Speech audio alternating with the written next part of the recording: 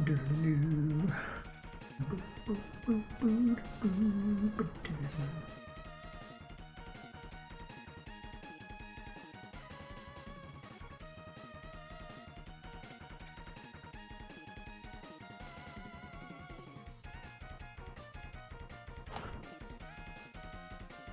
Okay, let's see if stream's on. Stream is on, right? Yeah. Cool. Hi, how are you? It's been, I think, 8 or 9 days since the last stream. Something like that. I've been working on this pretty well. I think I took like 2 days off in those 8 days, 9 days. I don't remember which one it is. But I only took a couple days off, but been mostly working pretty steadily. I think the last thing I did was we were working on picking up items.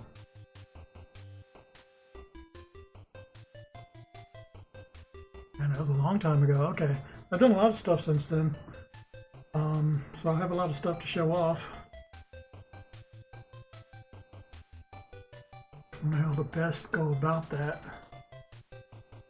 There's a lot of things. Okay, let me look at a few things real quick. First I want to look at initialize,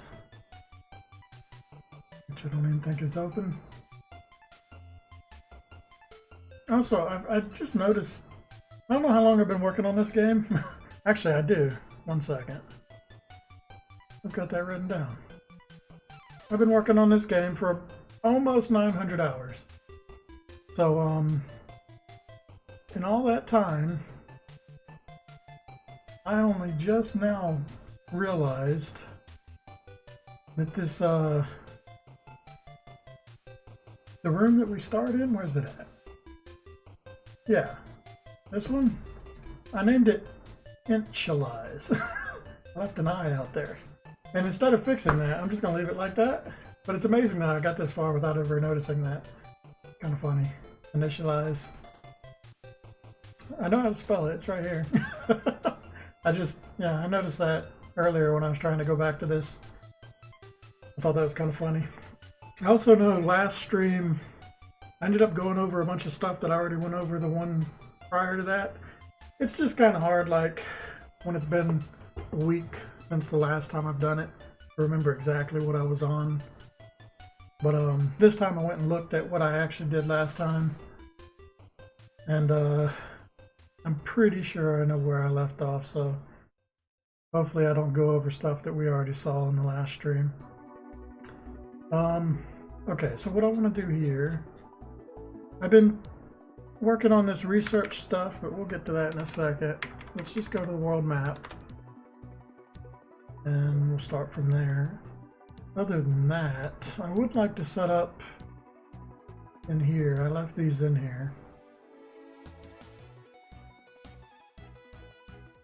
I think I can just go ahead and get rid of these,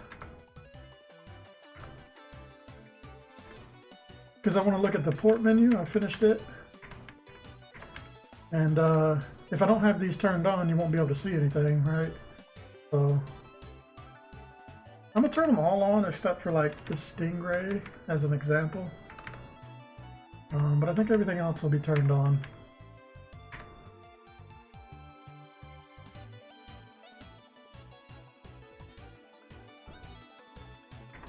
Okay, I'm not going to mess with the meteorite or any of this other stuff, so that should be good. Okay, so what I did there, I just turned on, basically if it's a 1, it means that we're carrying the item. If it's a 2, that means we've delivered it to the dock. And if it's commented out, it's just set to 0, which means we haven't found it yet. So technically these ones shouldn't show up. These ones should appear as we go into the dock, and these ones should already be available in the dock. So there's different stuff for each of those.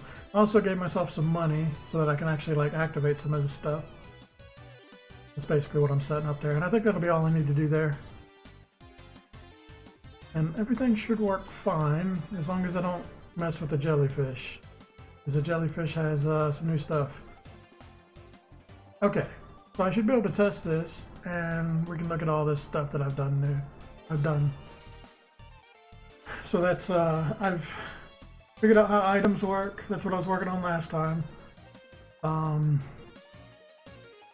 added score to the items. Let me figure out what all this stuff is real quick before I go into the game, or I'm not gonna remember it. I've added a game over. I set something up. I noticed before sometimes the particles would carry over into other rooms. I ended up fixing that, and I'll show how I did that. So I did something to like clean up particles every time you change rooms. Also, while I was messing with the particles, I ended up cleaning up the ship's code, which I can just show that. But the ship code, because of the wake or whatever that I was using before, the different directions, I just ended up completely gutting that. Oh, that's the wrong one.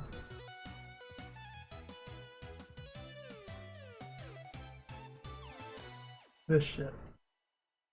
Yeah, I just ended up cleaning this up. I got rid of like the up variable. I got rid of the global for checking wake direction. I basically just went through here and I cleaned up all the code to make it a little bit better and not have all that unnecessary stuff in it.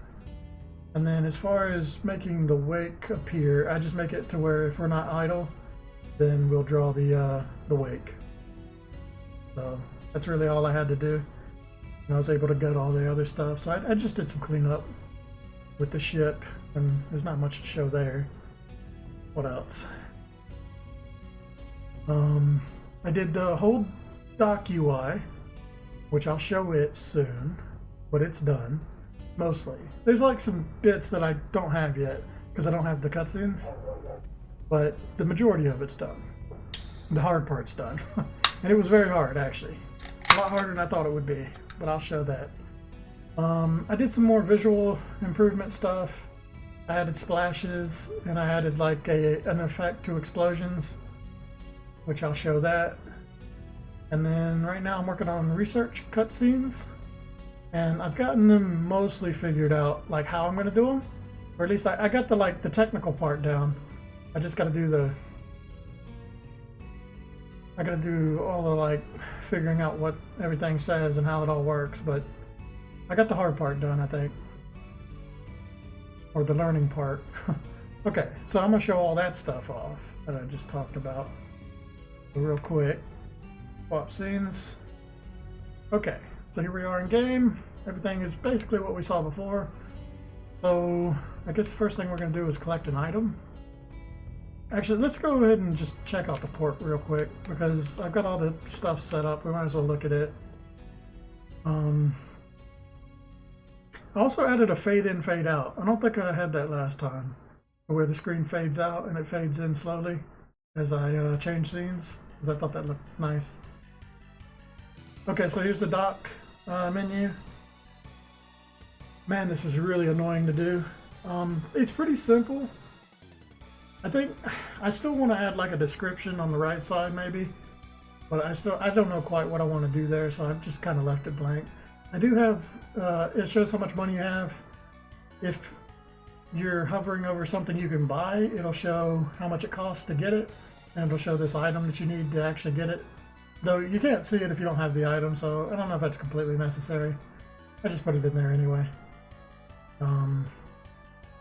These prices are kind of temporary because I don't really know what they're supposed to be set at. But this works. And the hard part here was just making it to where when you cycle through this, making it skip over something that you don't have was very difficult. Because, you know, that could be anything, right? Like, and yeah, I could show how I did it, but it's pretty simple. I just did a lot of if statements or whatever to see, like, if that one doesn't exist, go to the next one, right? So that was really what I spent a lot of my time doing, is trying to figure out how to cycle through these to where if one is missing, it'll skip over it and go to the next one. And it goes to the exit button at the end. I did it to where the left and right keys just to make things easier, I made it to where it just cycles through the whole thing. And that way, for instance, if we only had the first button available, we need to be able to get to the exit. So this way, it'll just skip all the other buttons and go straight to the exit. So that just kind of got around the whole fact that I'd have to check to see, like, if it was just going through like the top ones, I'd have to check to see if these ones are here and then go to the exit. If not, I just ended up saying screw it and making it to where it cycles through the whole thing. The up and down though, it just cycles through the ones that are above and below and alternates between them. If you're in one that can't go anywhere, up and down don't do anything. If you're in this exit one, it doesn't do anything. And if you're in this one, it'll cycle through all three options, so we're missing the third one here. Okay. So all that works. I guess I can go ahead and just buy one of these. So let's buy the salmon. It's not going to do anything because I don't have the cutscene available yet, but it will unlock it, and it'll change the global variable to where we get the progression for it. So yeah, when I buy it, it's going to count down. You'll see it'll have an effect where it's like unlocking it. It'll also unlock our controls, so we can't do anything while we're waiting for it to like purchase. And of course it'll play a sound effect or something later on. Yeah, I activate it, it lights up, plays some like flashy effects. You saw the money went away, and now it displays that we can't actually purchase anything here, so it just kind of skips over it. So the idea is to unlock everything. So yeah, that it looks simple, but it took me a long time to do this. It's like 3 of my 8 days or whatever, maybe 4, was just doing this. Okay, so collecting items right now. We've got this large meteorite fragment. I don't think we can actually do anything with this because we don't have the small one yet. Or this might break something because it's doing it out of order. So that's actually unfortunate. Maybe I'll restart the game. There we go. Oop. Of course, that's gonna get rid of my full screen. Fix that. Yeah, that's right. Technically, you can't get the large meteorite until you have the small one, so I shouldn't have set that to 1. In fact, I need to change that real quick. I just shouldn't have turned that one on. This one. Not activate that. Okay. Okay, so we'll go in a stage. We'll collect a meteorite, which will be the first item you get in the game. That'll show the item collection thing that I set up. And then I'll show all the extra effects and stuff as well. Oh yeah, I forgot. It does that like minimize if I do it too soon thing. So yeah, when you go into a stage, it like I have it to where it fades out the screen, then it'll fade in when it goes into the map. So I added that just for because it looked nice. Okay, so if we collect the meteorite, we'll see our first meteorite we get is going to be the item. Oh, you can see the splash when I make an explosion on the top of the water. There's also this splash effect on the character, so that's completely new. And then there's an item, our first meteorite. Works kind of like I set up before. You pick it up, does this fancy thing, then it goes into our inventory. Okay, if we die, we will see the game over screen, and we'll lose the items we have and the loot that we have. So I'll show that off real quick and let my character die. Hopefully before I leave the stage. There we go. So here's the game over screen. This will fade out. We show bubbles, show the character. And they go where they're supposed to go. This goes away, that goes away. He shows the rotation that we were doing when you died. So if he's following straight, or following left or right, it'll show that. That's how all that works. And now that we've lost our stuff, we've got to collect it again. So, yeah, if you die, you lose what you had. Yeah, I love this splash effect. Actually, we're listening to Castlevania right now, but yeah, I just looked at Castlevania, the way they did splash effects. I did it the same way. I can show how I did that, but I think it just looks really nice. It actually looks like a better splash than what I was using before. It does change depending on what you are, so it gets bigger the bigger your vehicle is. And I also set it up to where, like the aliens and the sharks, they also cause like these splash effects as well. And that's what it looks like when you exit the stage. So all that works great. Okay, now we gotta collect this meteorite. This is probably a crab level. Oh, it's turtle. That'll make this easy. There we go. So you pick it up, everything pauses, goes in. This is cool. We can collect a whole bunch of more loot, even though it's gonna overwrite when we go into the port anyway. So it really doesn't matter. I don't think I did anything else as far as visuals here. I did add to the score, whenever you pick up an item, you get like a plus 50. So, there you go. That's all that. Go back to port now. So we're coming in the port with our first item, the meteorite. Ooh, there's a rare pink bird. Kind of cool.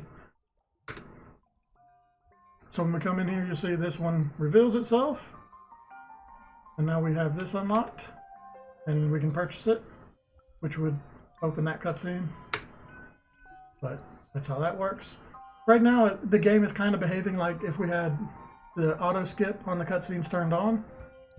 So, yeah, if you had auto skip on, you wouldn't have to watch cutscenes or even do transitions. So I have it set up to where if you have, yeah, that'll totally work, because you don't have to go into a cutscene for anything to actually activate. So yeah, it all works great. So what I can do, well, something I didn't show, but if you didn't have enough money or loot to get the item, the number will change to red, and you obviously won't be able to purchase anything. So I've already set that up as well. Okay, I think we can go into the jellyfish one now. This is the one I've been working on for the cutscene, and I can show what this is supposed to look like. But before I get into it, what it's going to do, because it's going to happen really fast, and I can't really I haven't set up anything to restart it right yet. But it'll open the research screen. Everything will fade in, and then the text will start crawling, and then after the text gets like halfway through, it'll have the triangle or whatever will move onto the screen. And I've set up to where you can like skip text, and yeah, everything's basically done. It's just all the text is going to be a bunch of numbers so that I know how many characters I can use basically. So there you go. Let's activate this. It goes to the cutscene. And this is kind of like how the cutscene is going to work. So imagine these are words, and it's writing stuff out. And then once it gets to like halfway, you'll see the extra little bit come in from the side, just like that. So this is the maximum number of characters I'll be able to use. And yeah, how many characters I can have per line. That's kind of how that works. And it runs through the whole thing until it reaches the end. And then you got to press like a confirm button to move on. If I'd have pressed the button at any time while it was loading, it'll just automatically go to the finish state, this one. And then the next pressed should take you out of the scene. So that's how this works. If I press a button, it should leave this scene. Oh, okay. I haven't set it up for the mouse press. Yeah, we'll do that. Okay, things fade out, but the text doesn't fade out. I'll have to fix that. Okay, so yeah, that's how all that works. Great. I was like, I've been testing that, but that was the first time I've tested it with everything else on. And I think that's it, really. So yeah, a lot of stuff there. Took a long time. And I guess now I'll show how I did most of that. I mean, the menu stuff is basically the same way I've done menus before. I'm gonna go ahead and, I think I'm gonna just get rid of this now. So it might be good to keep this here for testing. Yeah, I guess so. Until I implement progression, I'm gonna keep these in here just in case I want to test something out later on. Oh, another thing is these ones right here. I didn't really show it, but if one of these is completed, like the corals is completed, you can get the upgrade for the scuba diver, and it'll show like what the scuba diver looks like until you complete the map one, and then it'll show the suit, and that one that was the scuba diver will become the suit one. And then if you get that upgrade, when you finish the compass one, you'll see the one for the submarine. And I've done the same thing. The second button goes through like the meteorite, the map, the compass, and the large meteorite, and that works. But yeah, that was a lot of work, making it cycle through each one of them, depending on where we're at in the game. Okay, so I don't know, what's the big things here? How did I cycle through stuff? Really, I just did like a left key. I can get rid of this now. Yeah, if you press left key, then if it equals 1, it'll go to 12, which is the exit, and then it'll exit the script so it doesn't run anymore.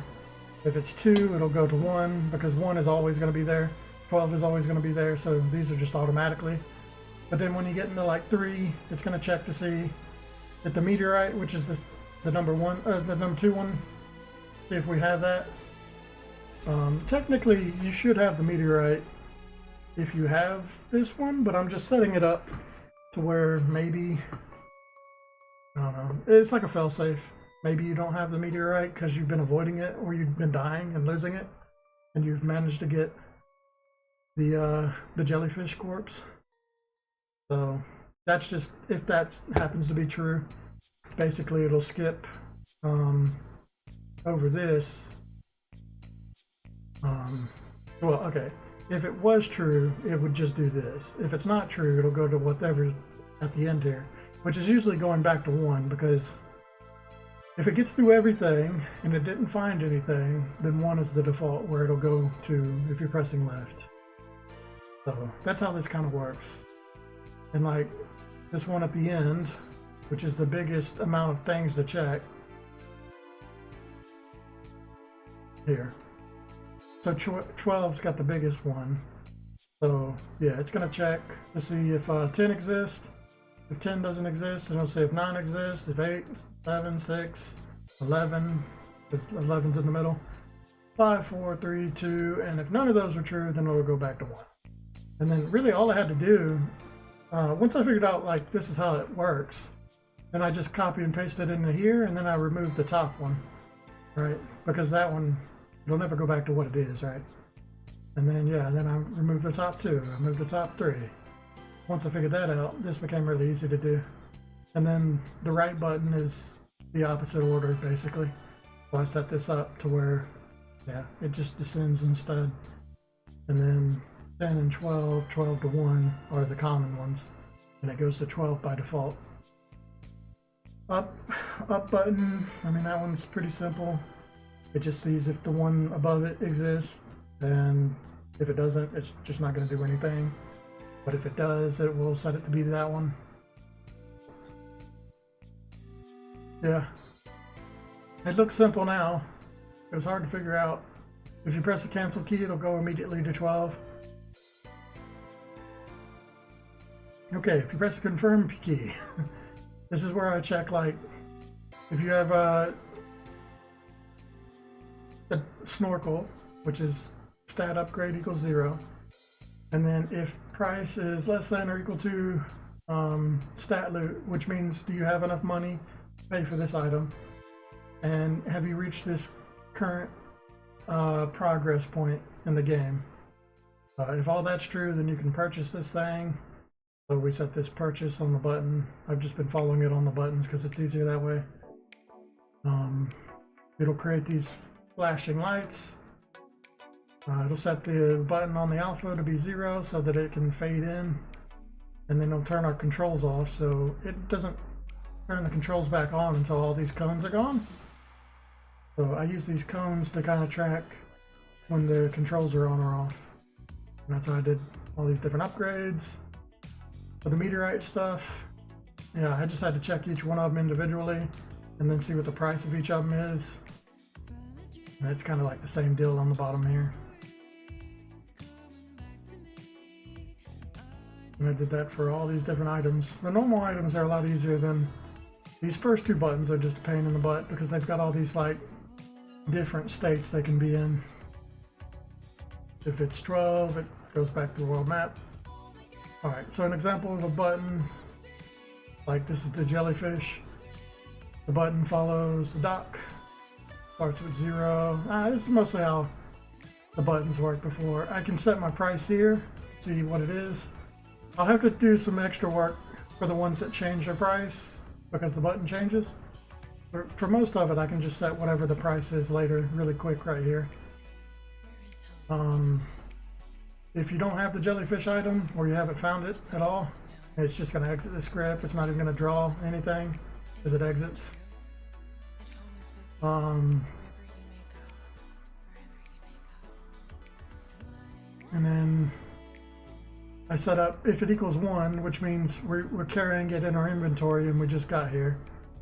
And if the menu's all the way on screen is when choice dot doesn't equal 0, then it's going to raise the alpha level to make it like reveal, and it's going to create this shining cone every 10 frames.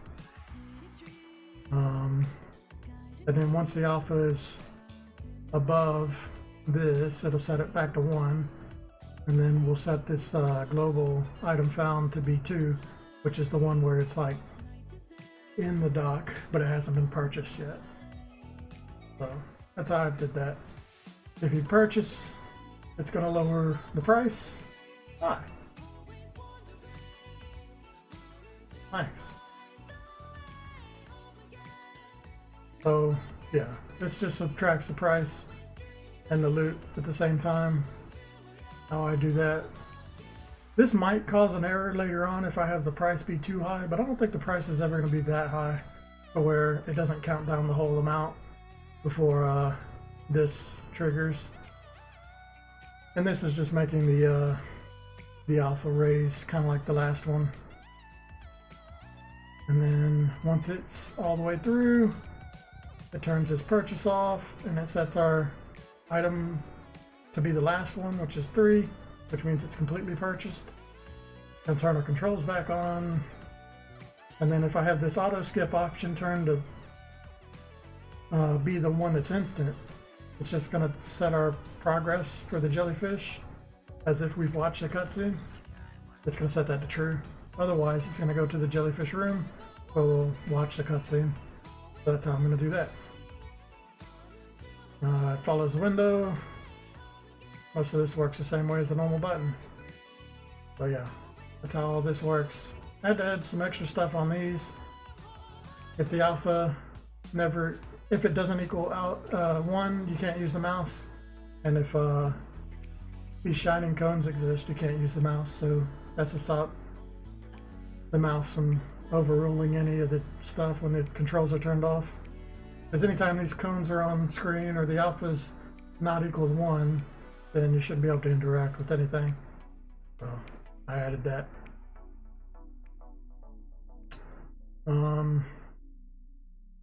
Okay.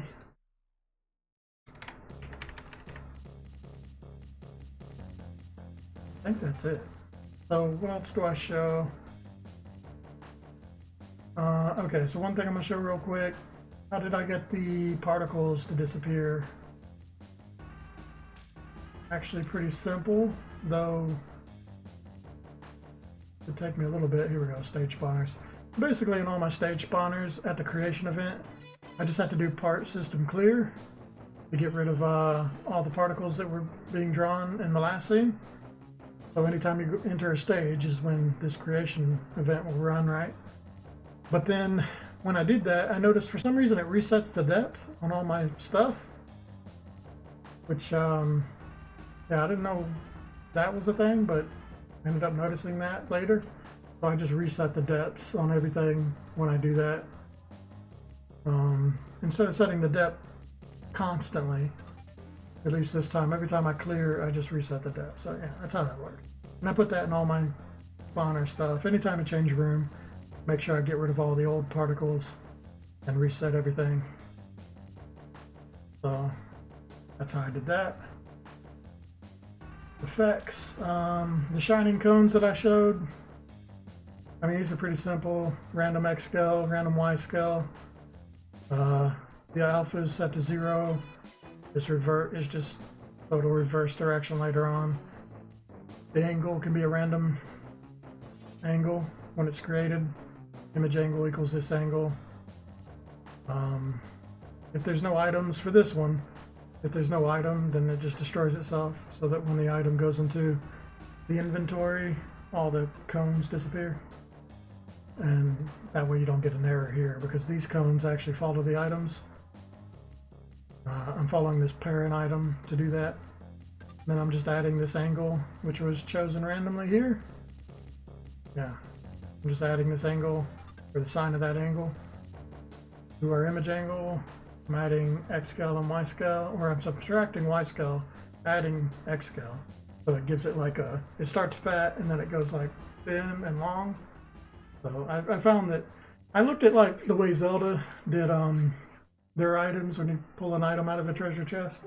The newer Zelda games, they do this like shining ray effect, and that's how they do it basically, is they have it start fat and then it gets thinner and longer as it starts to like vanish.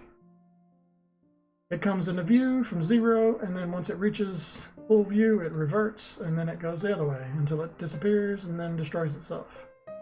So that's how that works. The other one is the same deal, it just doesn't follow an item. I had to create a new one of these so that for the dock menu. The splash,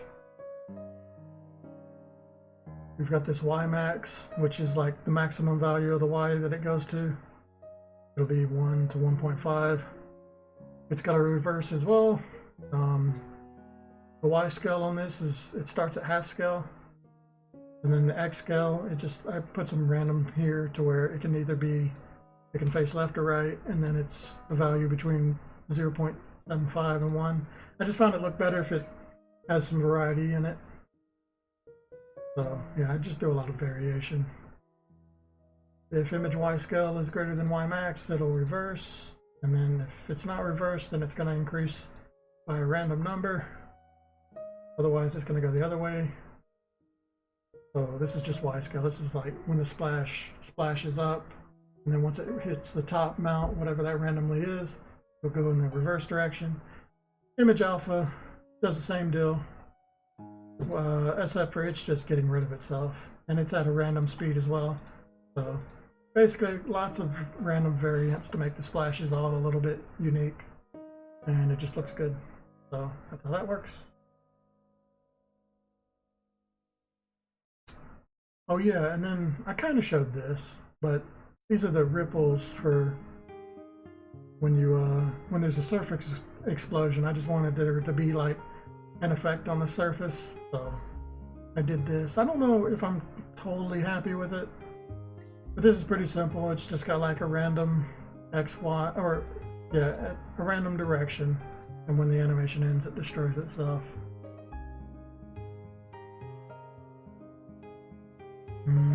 What else was there?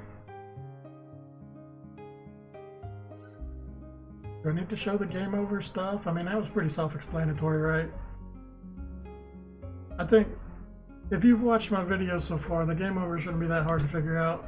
I just created a bunch of particles on the bottom of the screen. I created the character, made them twice the size, float up and spin.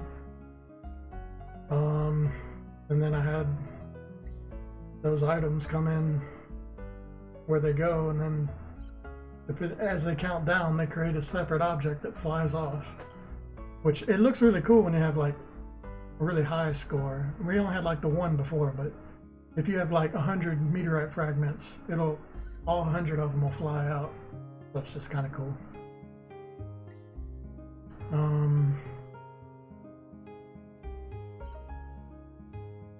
Okay, that's it.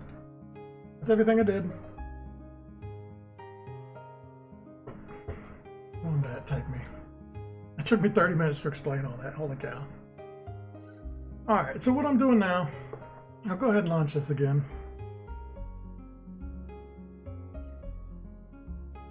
Actually, I'm going to change something else.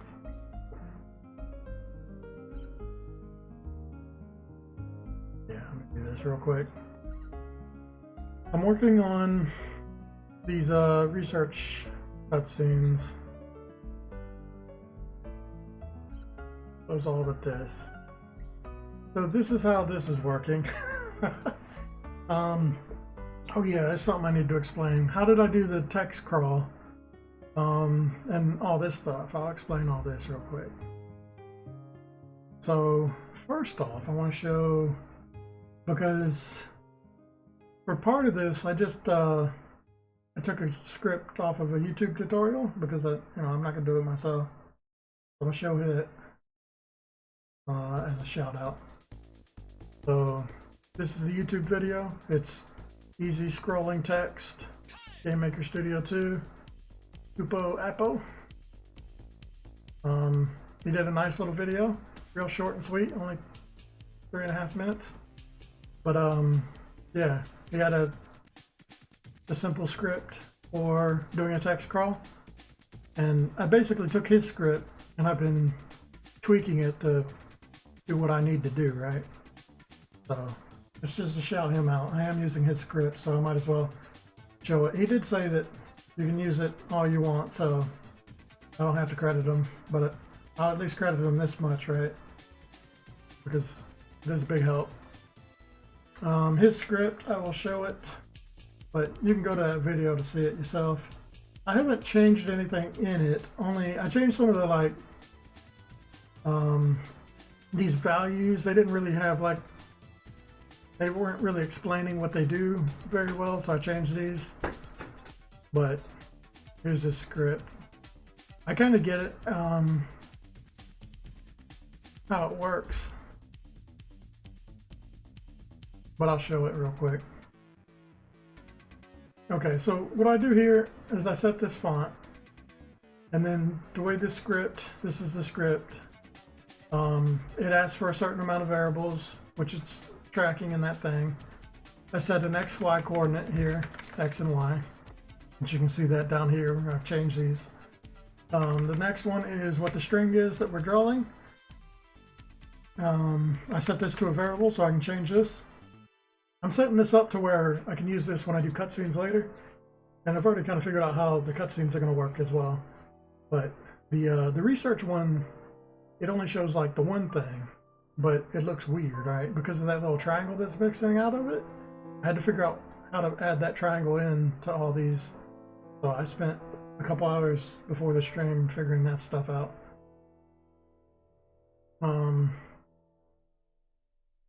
Anyway, there's that. The text speed is how fast it does its crawl across the screen. And this is just like, whatever this is going to be 1 character per frame. So yeah, it's set to be like 0.3 by default, which I thought was pretty good. And all I had to do is, if I change this text speed to be something really high, it makes it to where if I just press a button, it instantly shows everything. So that's how you skip text. This next one is to make it like pause after punctuation, which wasn't really working for me, so I ended up just setting it to 1 so it doesn't pause ever, because I need to track how long, I need to track the time of how long it's been doing what it's doing. So yeah, I had to set this to 1 to do that. And this this final one is where I add in sound effects, which is a neat little touch that he added.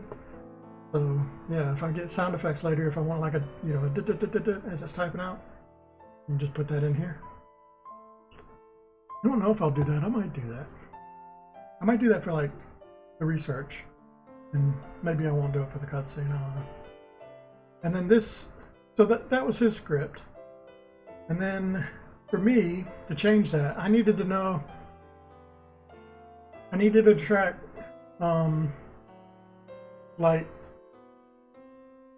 where the text was and how long it is, and I need to text, I basically need to track when is it done and when is it halfway, you know? So all I have to do is say if the this track number, which starts at 0, I started at 0, I times it by the speed, whatever that happens to be, and I see if that's greater than the string length, whatever our string is. So yeah, basically these numbers should be the exact same, especially with the one here.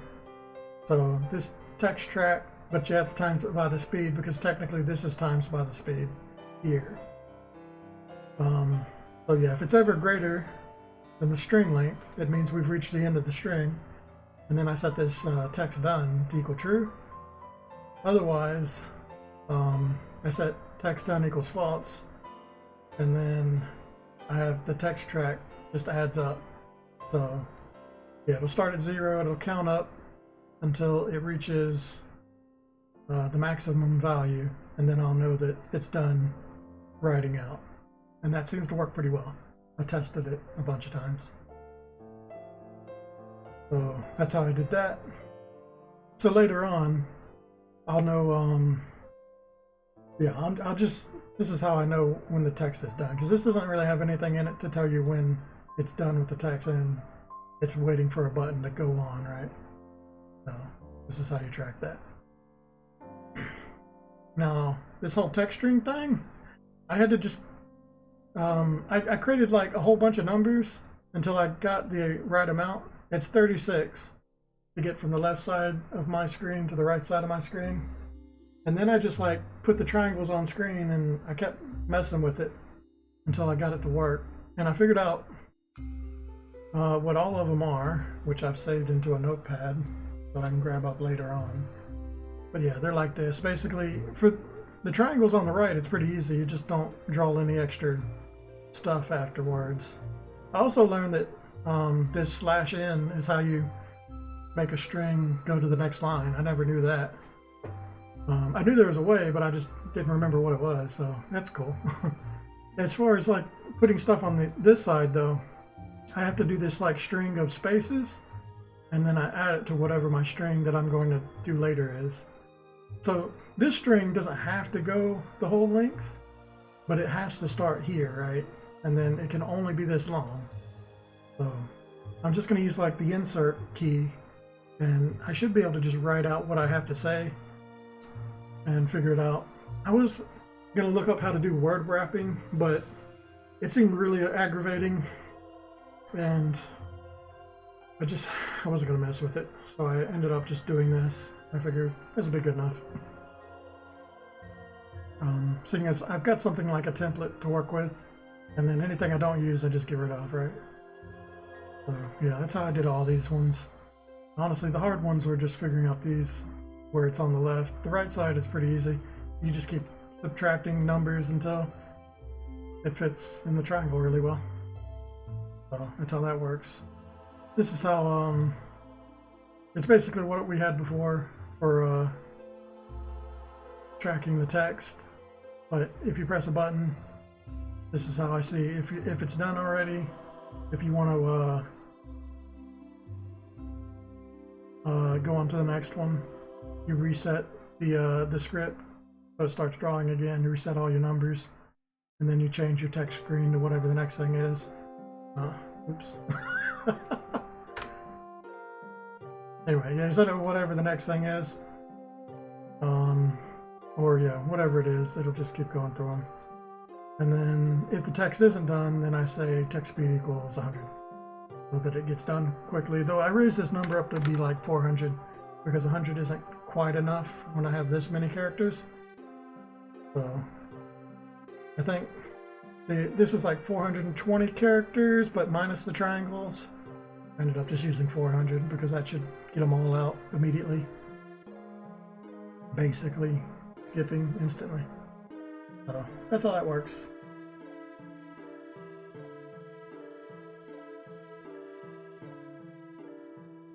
Okay, so this is what we're figuring out. So I want to look at this, but what I want to do... Okay, well, real quick, let's look at this. So this is for skipping stuff. If you hold the cancel key,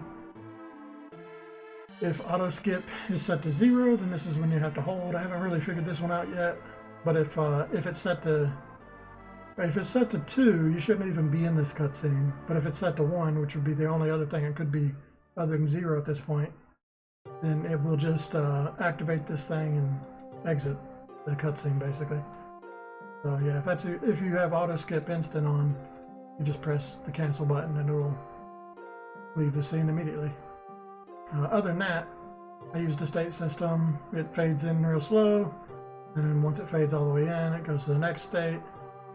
The next state, it's looking for a confirm button. Yeah, that's stuff I showed before. If the text is on, and if the triangle's all the way in, the state goes ahead. So this is when it's like finished. Otherwise, it's gonna draw everything out really fast.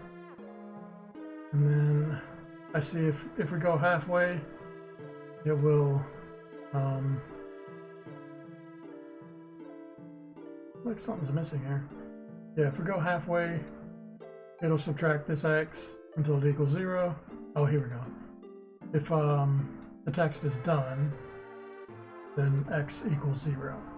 So I make sure the triangle's all the way out by the time the text is done, even if you skip it. So I guess this still works because technically I go to the next state, but it'll still run through the rest of the script and see that this is done. No. Okay, so if I hit the skip button, text speed goes to 400. It runs through the rest of this, and then all the text draws out, and that makes the text equal done. So yeah, I guess it does work like that, to where, okay, now it's done, but x doesn't equal 0. So it doesn't actually skip state until it gets down to here, and then it sees if text is done, it's going to move the triangle over 0, and then when it runs through it again, it's probably not the most efficient way. It's got to run like 3 steps before it actually gets where I want it to go to the next step. What I could do is just put in here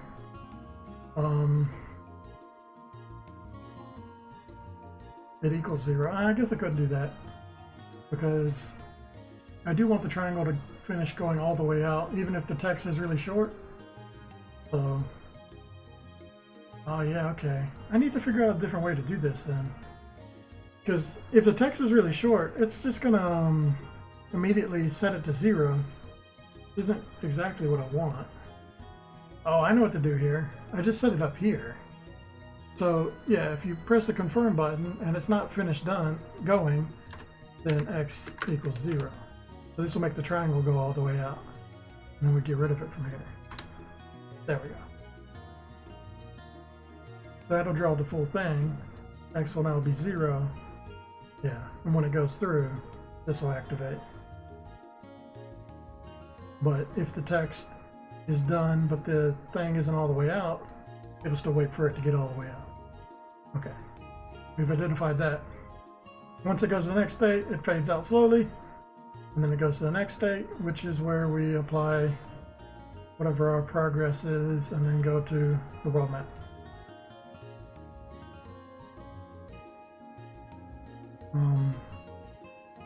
That's what I've got so far. So the part I need now is how do we skip? And then I've got to figure out what is all this stuff, because I really don't know what the lore is. So I guess that's what we're going to be doing on stream now. And honestly, I have no idea. I haven't done writing in a long time. I used to really like writing, but yeah, I don't know. I've never really done technical writing either. Like scientific sounding writing is which I'm gonna have to do here, or pseudoscience. So it's kind of like more sci-fi. I always do fantasy writing, but it'll be interesting figuring out what all this stuff says. But I think I should figure out how this cancel key works first. The good news is once I get this done, I'll be able to basically just copy what I have here and do the next couple of them. I just have to change the triangle to be whatever it is, depending on what the one is that I've got. But yeah, I'm almost done with the research stuff, or at least how I want it to work. And then when I go into cutscenes, I've pretty much got what I need to do cutscenes as well, now that I have the text crawl figured out. I think the hardest part about cutscenes is sometimes there's an animated image in the cutscene, And all of those will have to be done uniquely. But if I do it like this with the different states, then yeah, I just have to cycle through these states, and once I get to the state that has the animated bit, you know, I'll just do it like that. But most of the cutscene stuff will be the same thing, right? As it goes through the different still images. So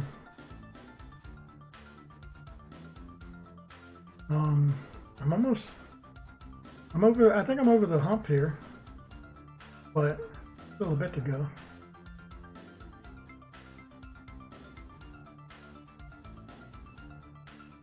So this Scotto skip thing, I haven't really drawn anything for this. Usually in games, it'll show the button that you're pressing to skip, and then it'll have like maybe a meter that goes in a circle, right, as it builds up. And then once it fills all the way in is when it actually skips. But I don't want to do that because I don't want to draw the button. So I'm thinking about just drawing the skip. Right, also there's another thing I need to do here. Ooh, I can't change the color in this. Well, I can't change the alpha level.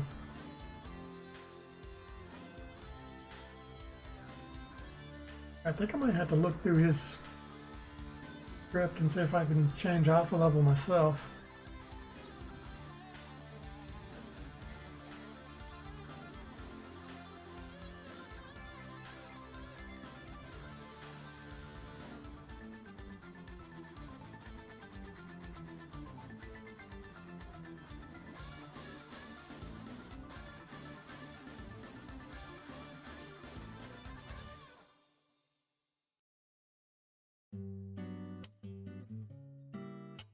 I wonder where he tracks the different sleep stuff.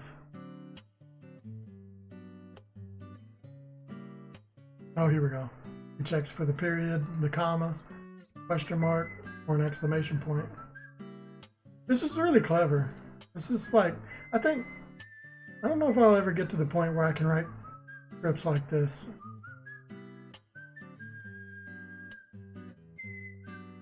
It's like, I look at it, it's not technically undoable, right? But doing stuff like this just looks like I would find it extremely annoying to do. Here it is, draw text.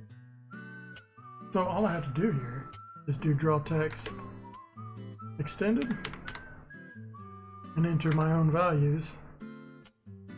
So let's do that. So actually, what's the difference between draw text and draw text extended? I don't know that off the top of my head. This just has X, Y in the string.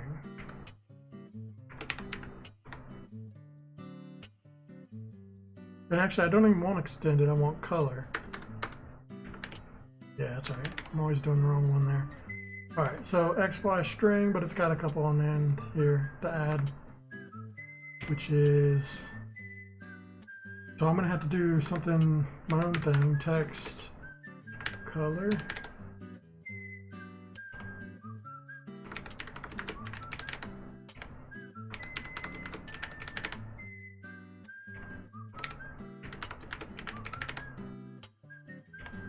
And then text alpha.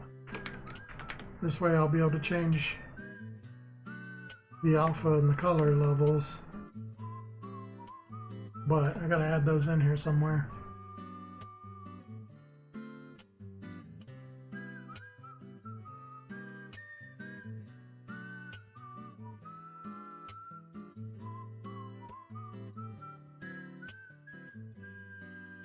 Things I need to add on here as well, I think.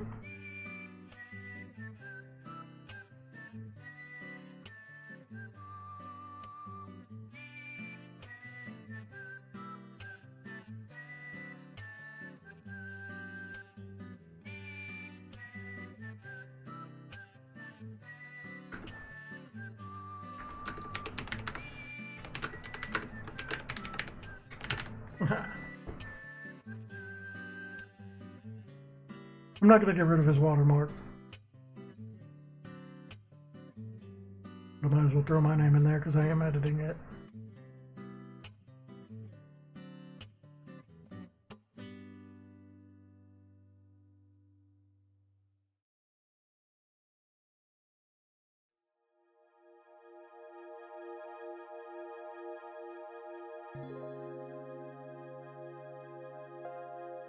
Oh, here we go.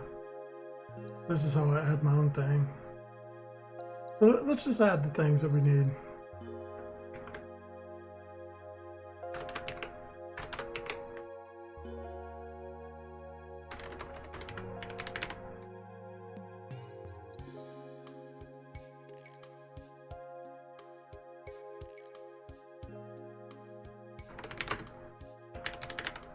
I'm much simpler.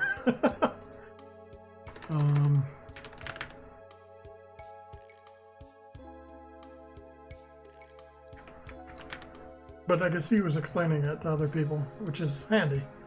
I don't need to explain it any more than that.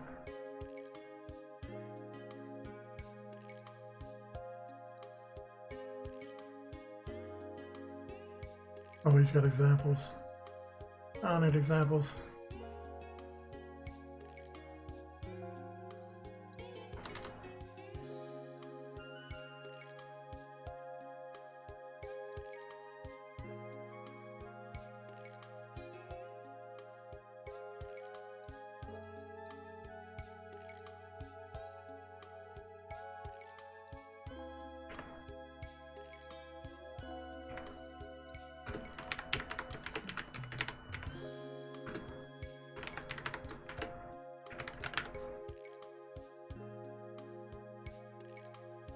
Where do I set up this color in alpha though?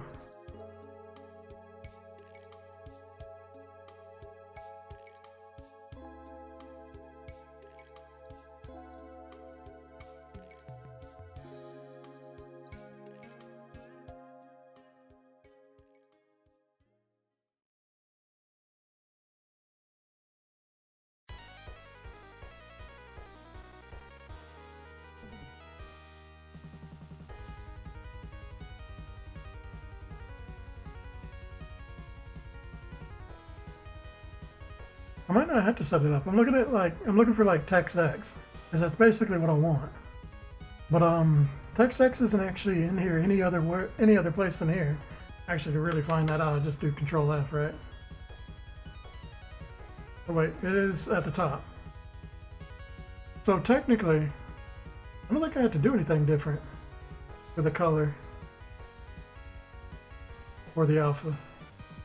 So if I do whatever the parameter is for the color and whatever the parameter is for the alpha, that should really be all I had to do. Just adding it here was enough, I think. I just gotta make sure it's not searching for, I gotta make sure it's searching for the right amount, because I don't think I set that up. But it doesn't look like I had to do anything different. I don't mess with I edit scripts sometimes, but I've never really added my own stuff in like this. I love these like scripts that actually have values that you can change, just because it makes things really easy, and it makes it where you can change things. I really want to learn how to do this better, because this is really cool. It would make things so much more convenient. Instead of having, like, for example, in my shaders, I've got like different blurs for different creatures, which I've only got like 3 of them, right? So it's not a big deal, but it would be nice to have something to where I can just change that value on the fly, right? Instead of making new ones. So I should probably figure that out. But I don't think I had to do anything else here, and it should work. But one thing I might have to change is the reset. I don't know if the reset accounts for the new stuff.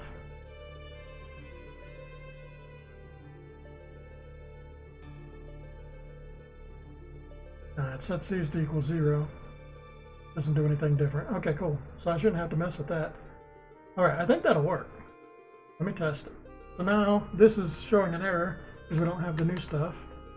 But if I set color to be C white, because that's what it's going to be.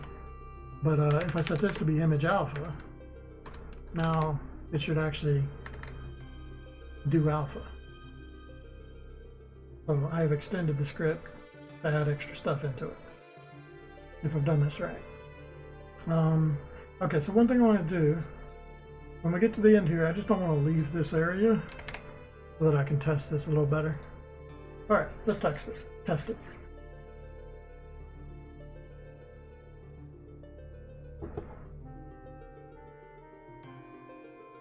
So the text should fade out if I've done this right. So it's counting everything in like it was doing before. One unfortunate thing it is counting through all the different spaces, and I can't really change that. I don't know how to ignore the spaces in the script, but I don't think it's a big deal. So I'm not going to worry about it. So once it gets to the end here, it should fade out everything. No, I have to actually hit a confirm button, right? There we go. Oh, it's beautiful. And that's where it would transition if I did it right. So if I'm testing this, oh crap, I forgot about that. It resets my thing. All right, so if I press base, it'll just automatically do everything. And the next one should cause it to fade out, so that works great. I'm gonna have to change this so I can test it.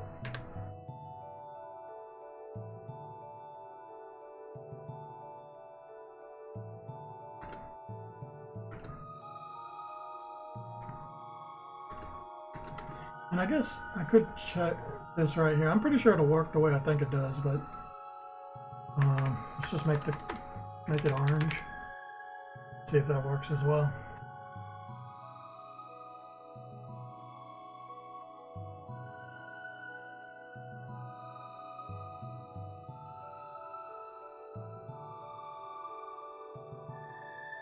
Yep, it's orange. That's cool. Glad to see that I'm competent enough to at least do that much. Also, I noticed the in Callisto Protocol they're actually using this font, but I was seeing people making fun of this font too because it looks like cartoony, which is I don't know how I feel about that. Should I keep this font? I like this font, but if people are making fun of it in streams, maybe I shouldn't use it as a default and I should make it to where it's a setting. But then I have to find a new font. I don't know. I think I might still go with the keeping it, but I don't know. That's a little off-putting that happened.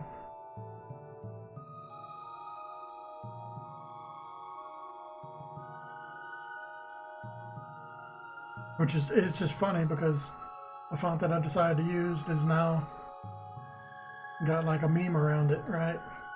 And it didn't have that when I started or when I decided to use it. That's just something that just kind of developed. And just back to white.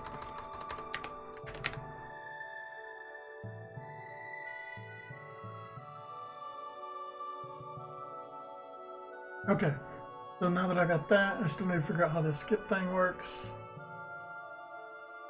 So I was thinking I just show the skip button.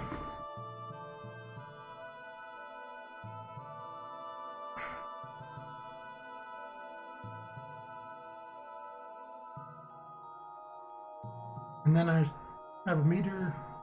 I do have meters. I can use like my oxygen meter to show the skip going all the way up.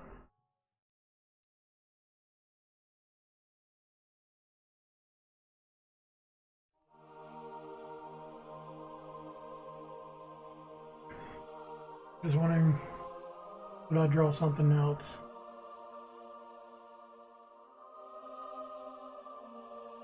Because using that meter is going to be really annoying. Because I got to do like a whole new drawing surfaces and stuff again.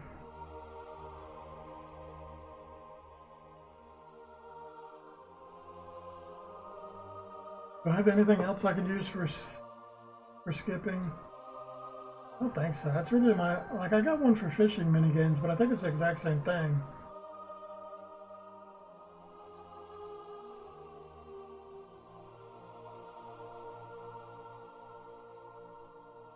Yeah, it's the same meter.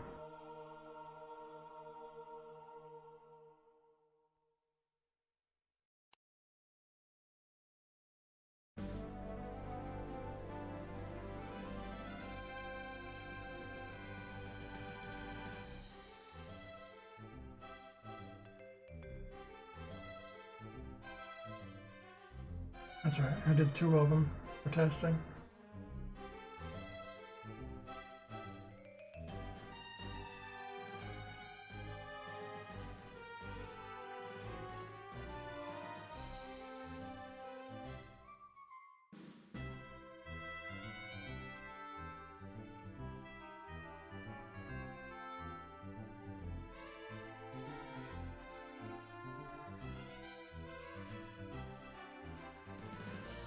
I don't know, I guess I could use this fishing meter.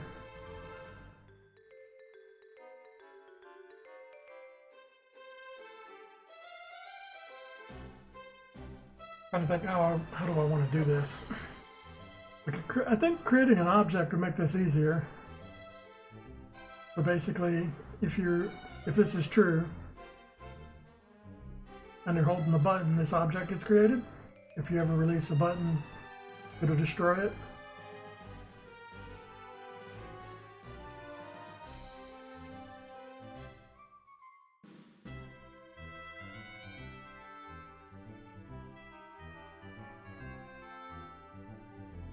That or I try and draw it here. It's going to be a little more annoying.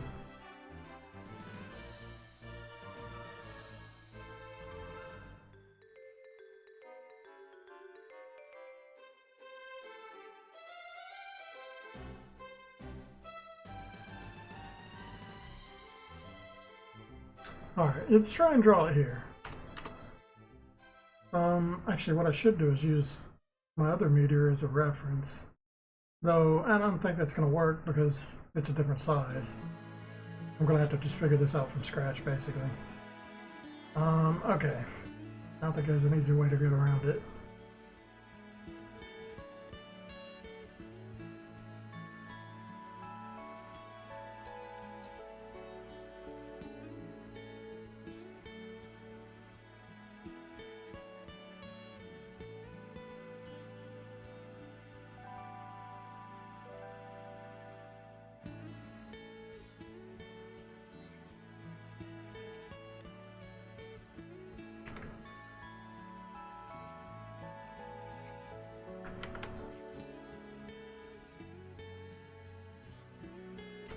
I guess I'll do it. I'll do it at the bottom.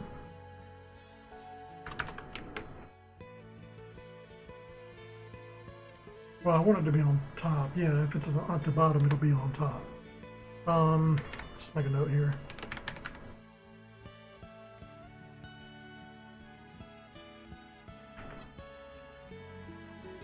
Okay, so what do we have to do here?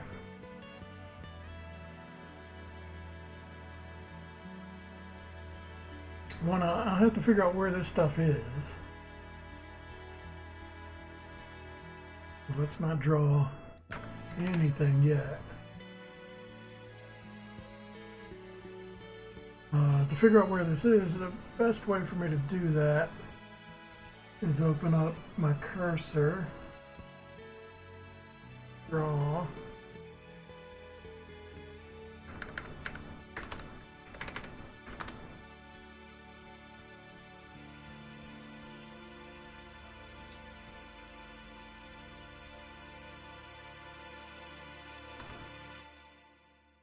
.30 is probably going to be too big. Do like 20.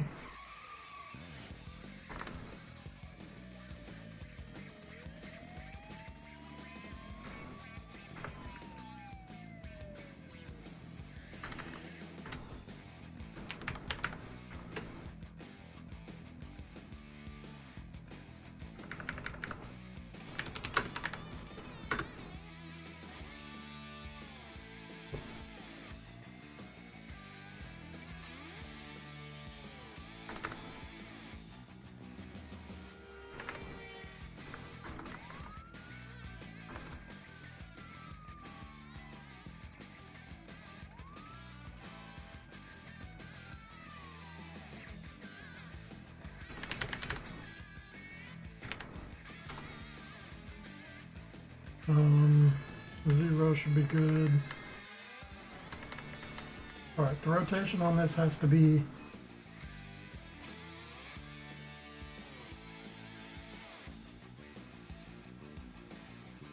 because it's up and down, I want it to be, wanted to go that way.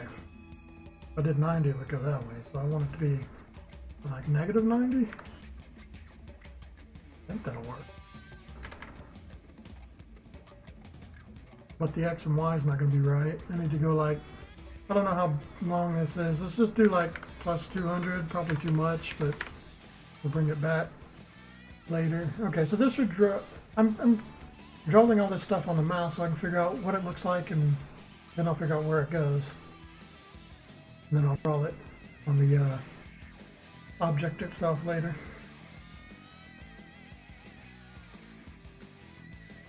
Well, it's pretty close. It'll have to go down. Is this too big? I think that's fine. I just need, yeah, it probably will be a 30, and I'll make it go a little higher.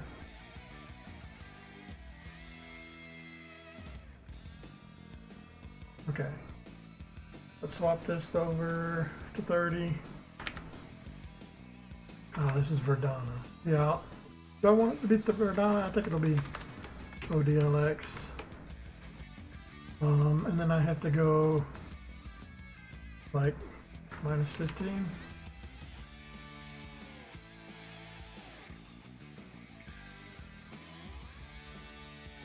Oh, you can't see what I'm looking at. Forgot.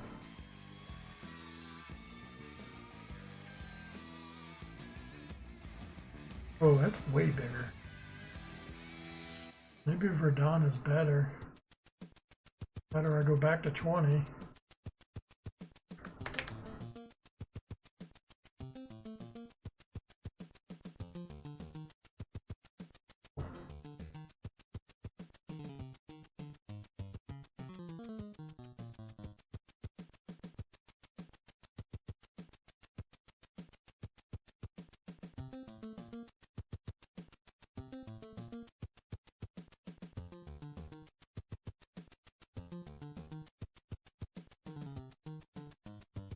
Did I? Oh, I did this in the wrong spot. No, this is in the right spot. I guess that wasn't enough.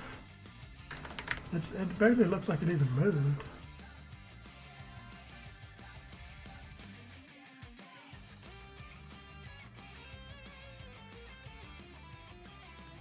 Once I get it figured out, I'll show it. For now, I'm just testing. Oh yeah, that was way too much.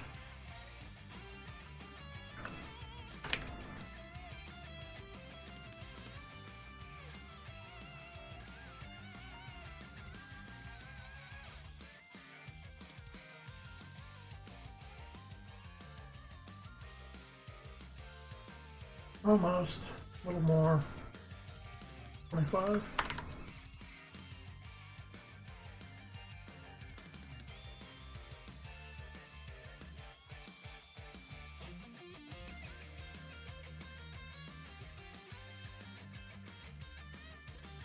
That looks about perfect. Alright, now the box has to go to the right, like another 100. 100 will probably be too much.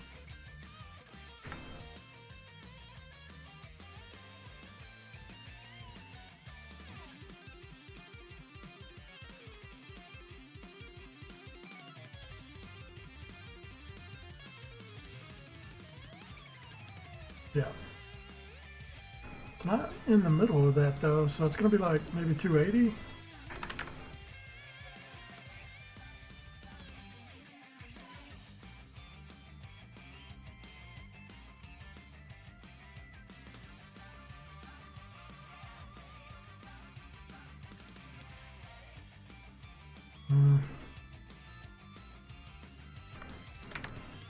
Guess it was in the middle of that.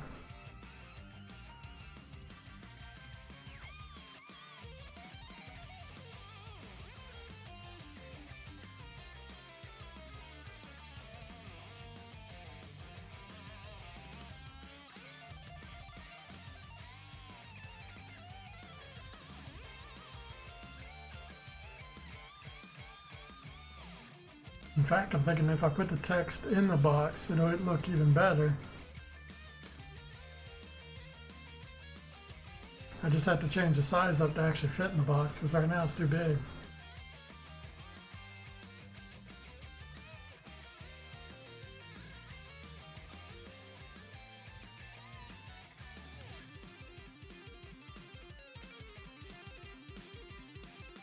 I don't know.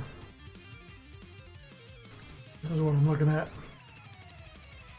Look at the hold diskette. Imagine like when you start pressing the button, it appears, right? And once it appears, the bar fills up. I think it would look better if like the whole diskette part was actually inside the box. That way it would be smaller too. I'd have to change it to where it actually fits, because that's too long.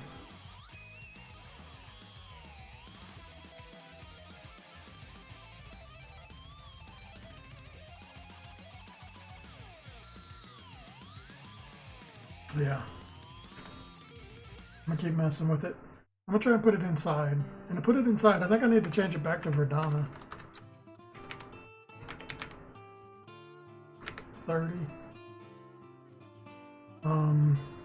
And then this gets to go back to 0. Time for a change of pace.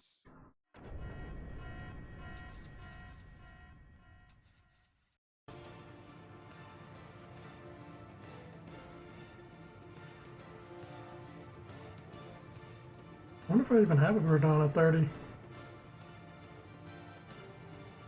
Ooh, that's too big. Also, it's gonna have to go over like 10. Alright, so 30 is too big, but 20 is gonna be too small. Well, I don't have anything but 20. Alright, let's just try 20.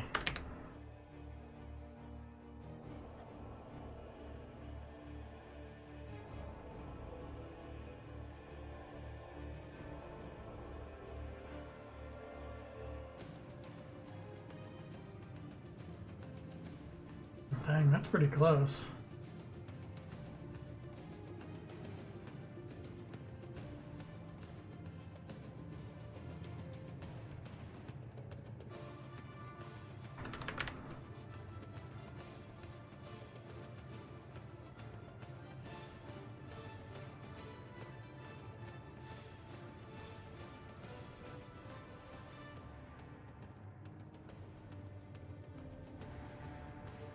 Looks pretty good. I gotta bring it back down and more to the right.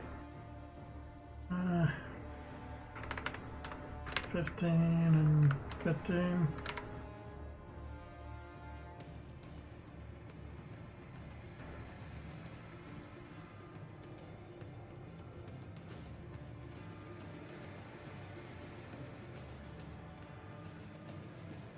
Oh, that's pretty close. I think down just a little bit, which means just do like 14 or 13.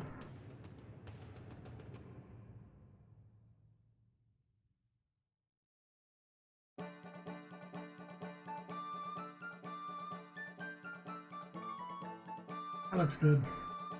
Okay. So this is what I ended up with. Unfortunately, the box is over my Y coordinate, which makes things a little bit difficult, but I can kind of figure it out. So I want this to be in the bottom right of the screen, I think. Probably the best place to put it. So let's do, I think 1700, and I don't know what that is. I think that's a 9. No, that's got to be a 10.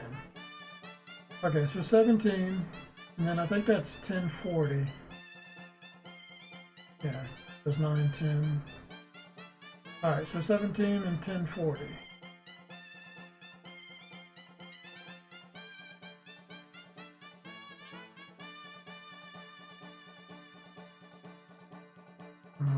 Just gonna make a note of that before I forget it. Real quick, I gotta use the bathroom. I'll be right back.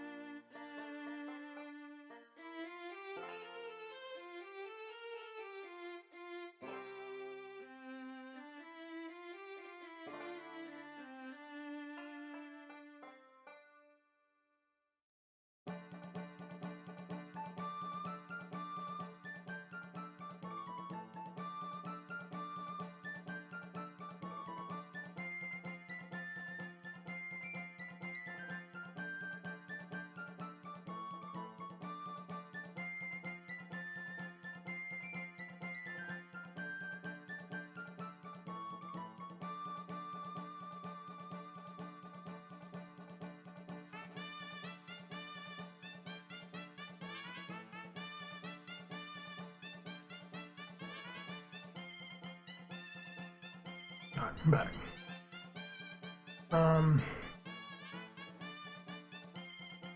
Okay, so we got the coordinates of it. So I think the best way to do this, I don't have to do like such a huge surface. Okay, so this is the top left of it, which should just be the coordinates that I just came up with. It might need to be a little bit more than that, but let's do that for now. So 1700 by 1040. And then the width and height really just need to be the size of the box, which you can find real quick. It's actually going to be the height of the box, which is 210.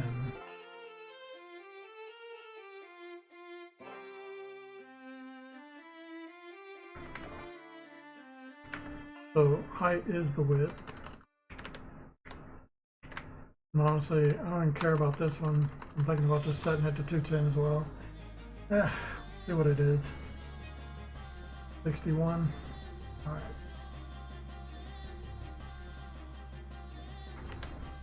I feel like it's going to end up cutting off some pixels, but it'll be okay.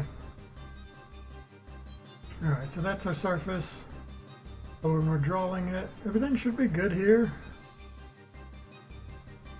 I just need to draw our sprite. But it's not going to be x minus clip x. It's just going to be whatever the clip x is, I think. Good question. I haven't really... Usually I do an offset.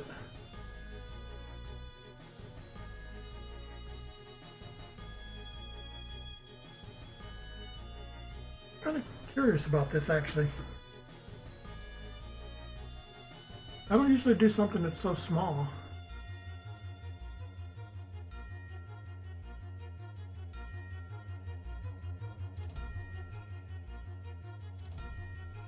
I think just doing clip X wouldn't be in the right spot, but I want to test it, because that might be all I need to do.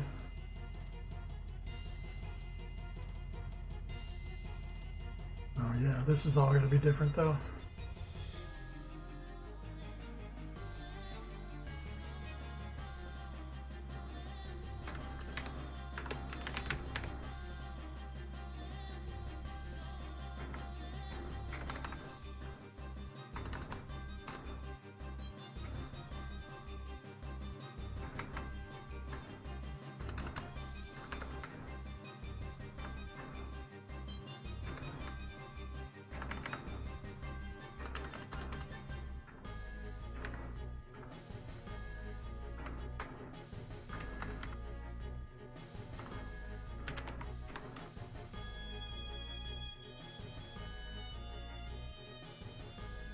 Do I want it to fade out? Maybe? I'll keep it on. Okay, that should put it where it needs to go. If I've done everything right. And then this part, I'm really just copy paste it, change the coordinates.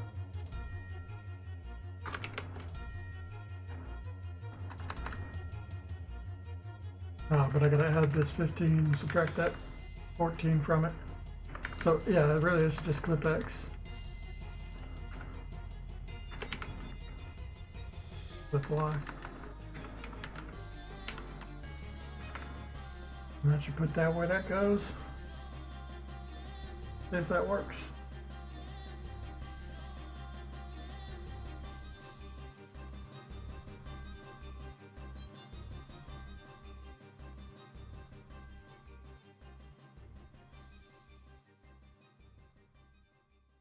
Right, I forgot something, but also I'm not seeing it, so it didn't work.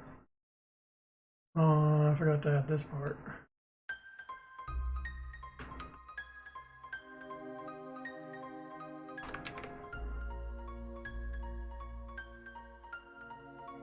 Yeah, I don't think this clip X and clip Y is going to work.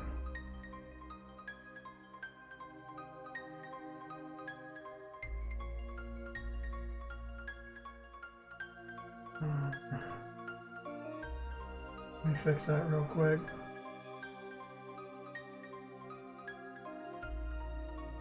Fix.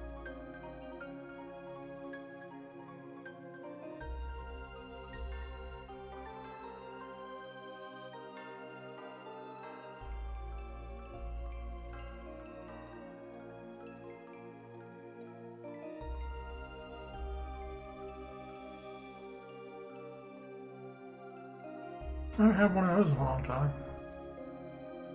Okay, so this isn't right.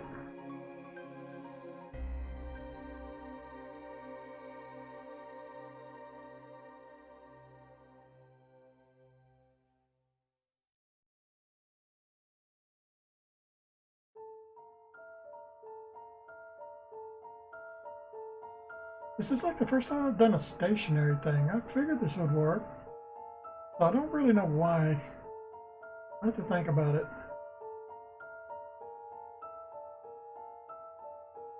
Well, first I should see if I'm drawing it in the right place.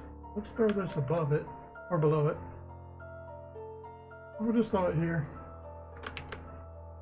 Make sure it is where I want it to be.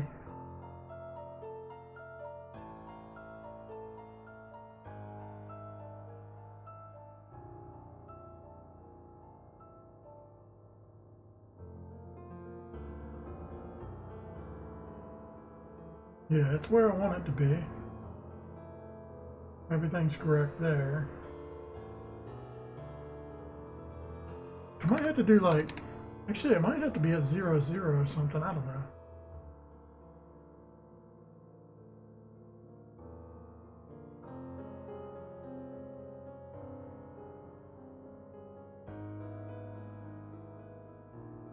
Yeah, it's not drawing it, so I've done something wrong.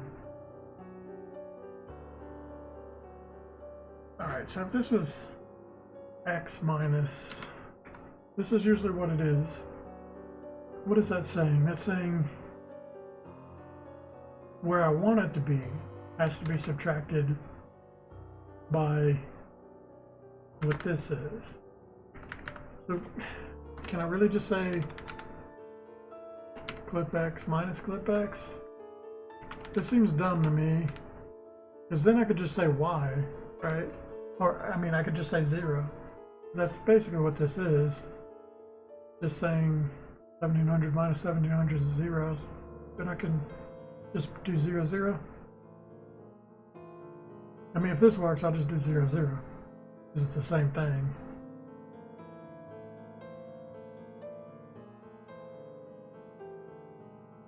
No, it's... Oh, yeah, it is. Okay, wait. It's almost right. Oh, I know. I never did the offset. That's what's wrong. Right, and here I had it... Oh, no, there, it doesn't have an offset. Well, darn. Now I don't know what's wrong. Well, at least I'm getting it to show up. That's step one.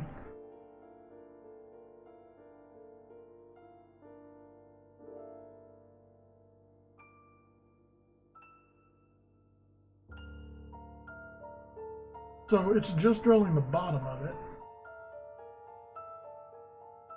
It's like cutting it right in the middle. I'm not quite sure why.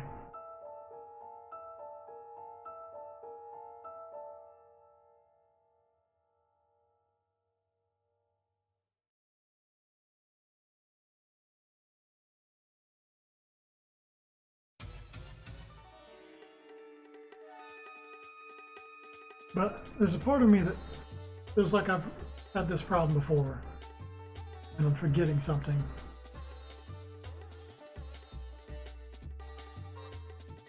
But technically this is 0, 0, right?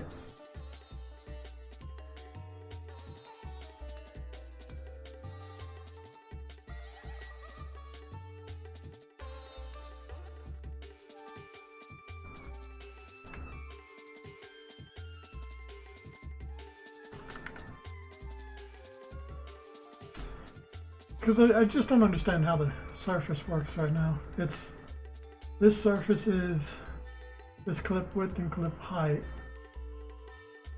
So it should be this width and this height.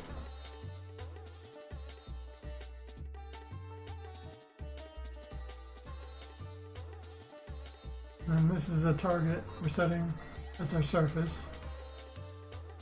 So I think when you're drawing a sprite based on this surface, the 0, 0 is the top left corner of that surface, and the surface.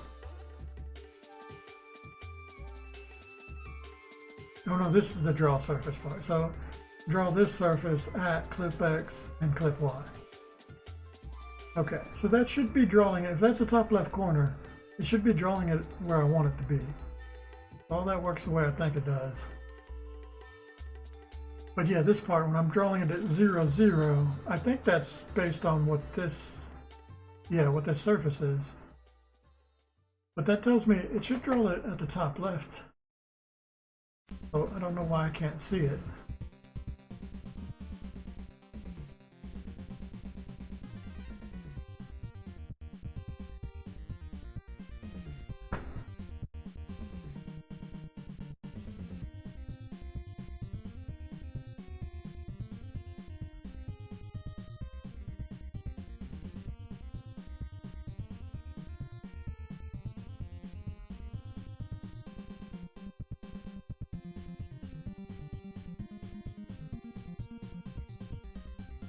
Okay, I know why it is. I do need to, right, because it's because this this thing is in the middle, right?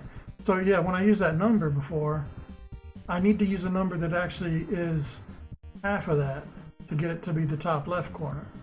That's what I'm screwing up. So this 61 has to be half of 61. That's an annoying number. Is it going to be 30 or 31? I think that's what's screwed up. Let's do 31.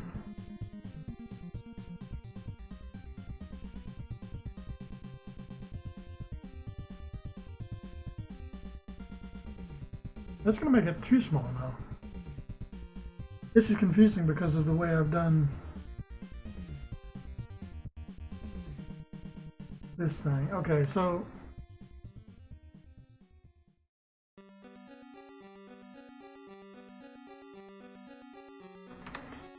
I see what's wrong. Do I have to just go up by 30? Is that what's wrong? Like if I went to 70, actually up by 30 would be 10. But I still want the same width, I think. Oh, it's still going to draw it higher though, I think. Yeah, crap. So that's not the answer. It's kind of the answer. Yeah, all of my problems right now are because this thing is in the middle here. Really, I should just make this top left or something. I'll figure it out. I don't want to change the origin of that just yet. Like, I kind of get it. We're drawing it. Okay, I know what it is. I just need to offset it here by what it needs to be. So, yeah, okay, this is the... Okay, so this needs to be negative 30. Or negative 31, one of the two. I think that'll get it where I want it to be. Or it needs to be plus 30, yeah, it's one of the two. It's really hard to think about.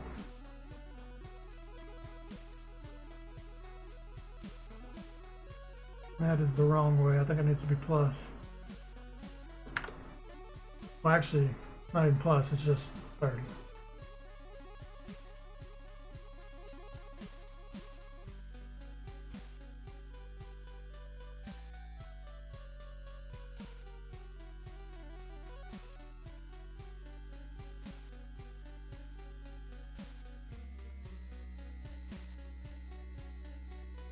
Okay, that did work.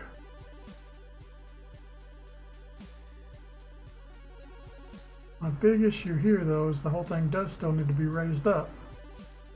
So this has to go to there. But then this has to go higher now to be in the middle again. I might have gone in the wrong direction.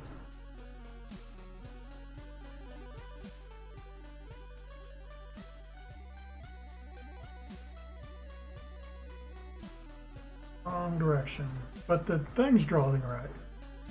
Okay, so the other way here would be plus, so it's minus 14. I want to add 30 to that. It's not that hard, it's just 16, right? Plus 16.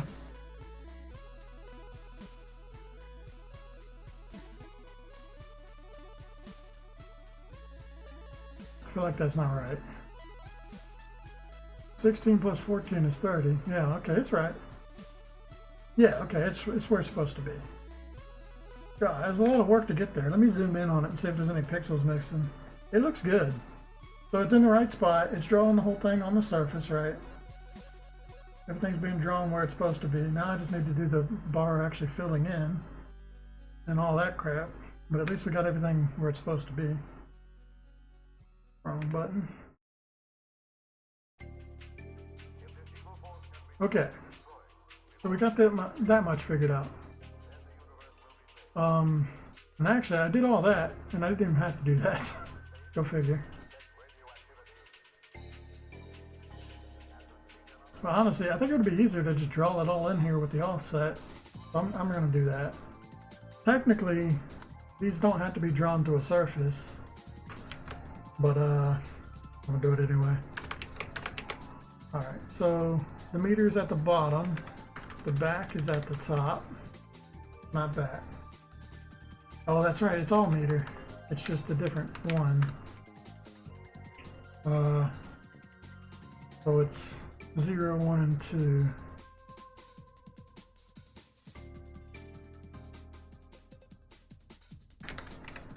There we go.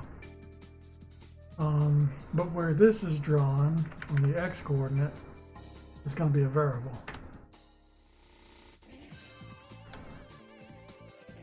But that should be completely full if I do it right there, right?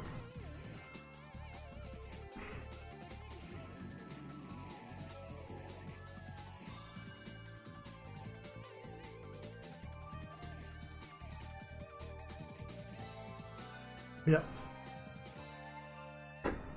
Okay. So we want to go to 0, I think. So if this thing was at, the thing is 210 wide. So if this was at minus 105, it should be half the bar full. I just want to confirm this.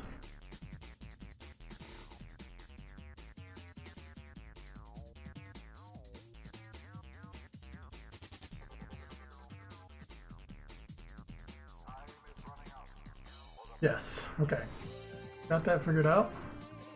Now we need to do, this thing needs to be a color.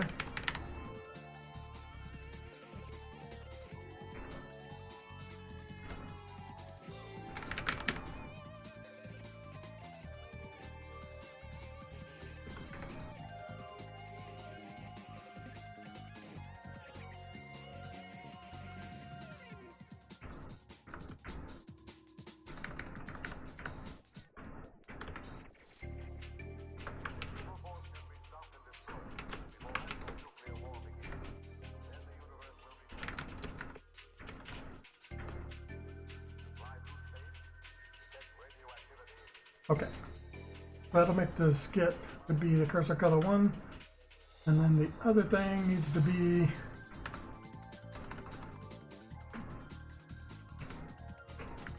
color 2. They actually stand out from each other.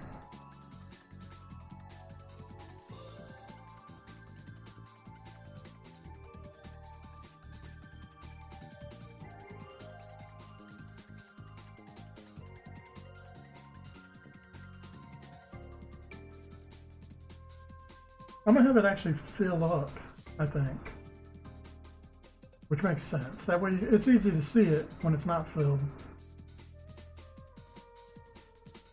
Okay, that's the plan. Okay, so this needs to be something, I don't know, old.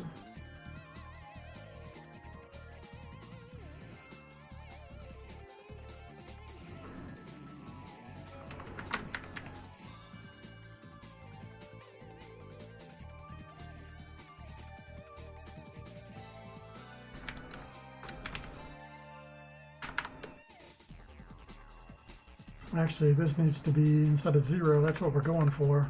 So this needs to be 210, negative 210.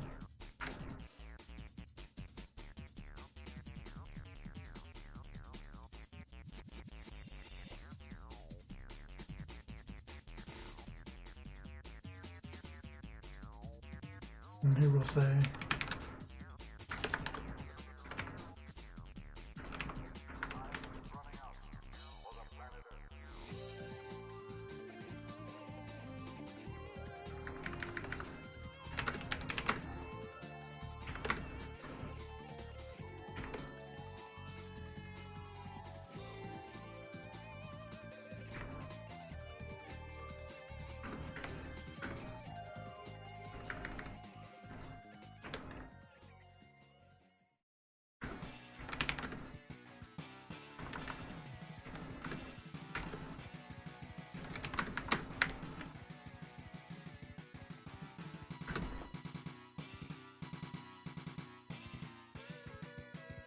okay, so as long as we're holding the button, this is equal to 0, it's going to start adding to this hold value until it gets to above this. It'll set it to 0 and it'll just hold it at 0 at that point. If you ever let off the button, it should start to go away. That's the first part.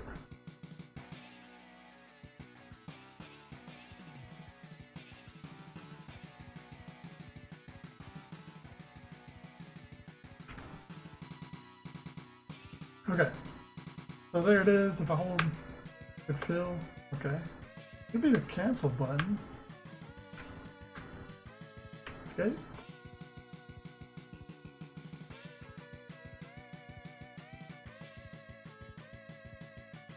What's going on? If global key cancel, auto skip should equal 0. That's what the default is. If it's less than -1, which it is, it's negative 210. Oh yeah, and I need to do this. Oh, maybe this is what's going on. Yeah. If hold is greater than negative 210 or 209.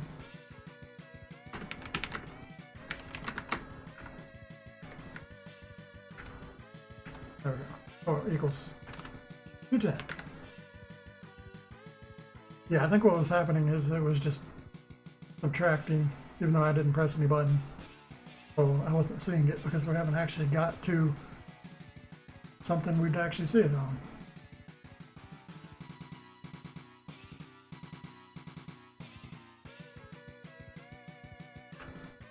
There we go. Okay. Alright, so there's the default. If you hold it, and yeah, and it stops there. And if you let go of it, it goes down. It's too slow. It needs to be a lot faster than that, but it basically works. So if you're holding it and you're like, nah, I don't want to skip, and let off of it, it'll just go back down. I'll probably have it go down a little bit faster than it goes up. It definitely needs to go up faster too. So let's mess with these numbers. So instead of plus plus, we could double it, but I feel like it needs to be more than double. Let's just double it for now. And this one we're going to minus equals 4.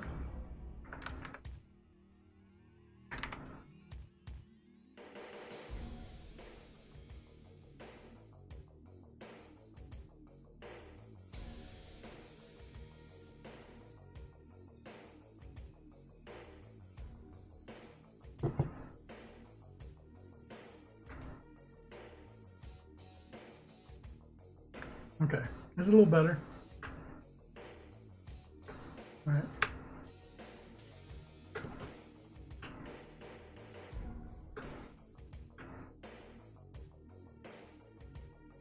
Kind of just fun to do. I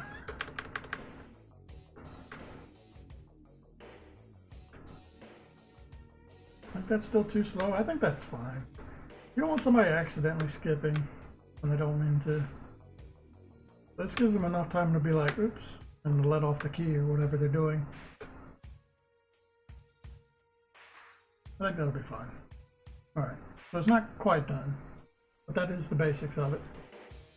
Okay, so basically when it gets here,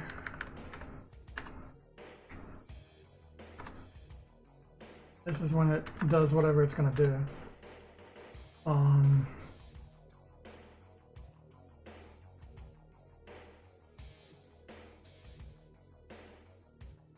And then when it gets here, it's going to do something else.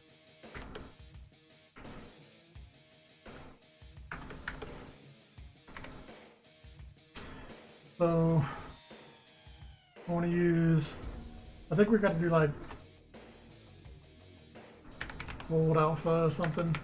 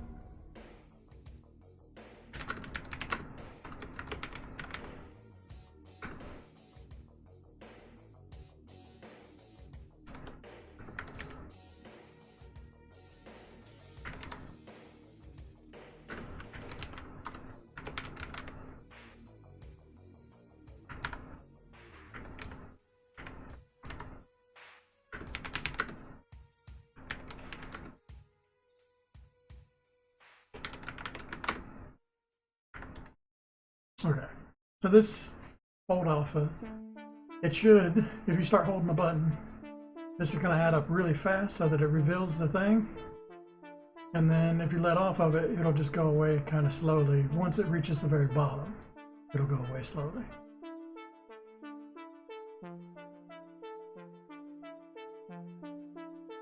Okay, and then in the draw, I just got to change all this image alpha to be hold alpha.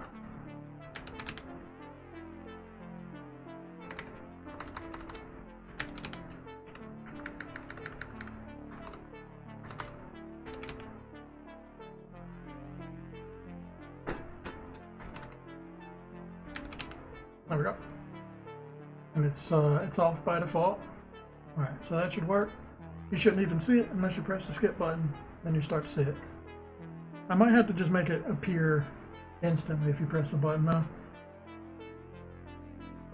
I won't, if a player wants to skip a cutscene and they just start pressing buttons and they press the cancel button, there's probably going to be what they press, right? Then it should appear and show them that this is how you skip. Yeah, it works pretty good. See, it comes up pretty quick. And it fades away.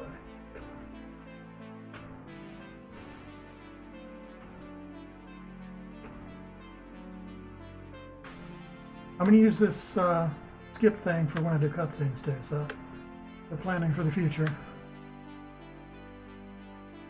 Alright, and now I just need to do something once you reach, if you let it hit the maximum value there, press the wrong button, then it actually does something, it actually skips. How do I want to do that?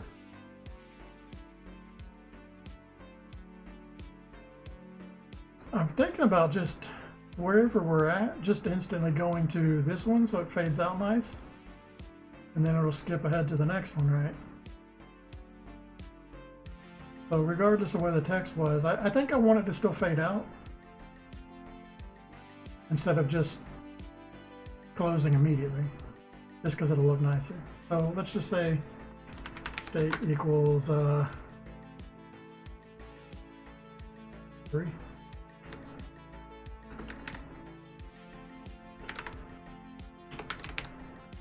gonna put a note here because it might not always be 3. Might be something else in the longer cutscenes. I mean, it'll definitely be different. So let's do that. So once I hold it, it should just fade everything out, which will lead on to the cutscene just ending.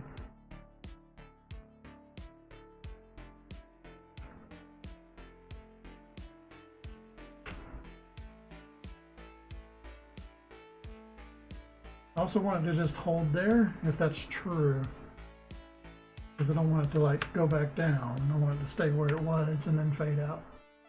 So we gotta set that up somehow. Well, I could put in the fade part. No, I don't want to put it there.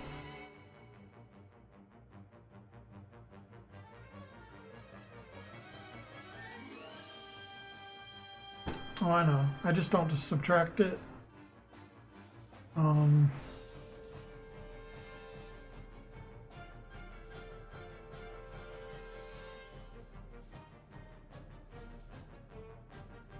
Okay, I gotta put this all in one. If hold equals 0, that means we've completed the whole thing.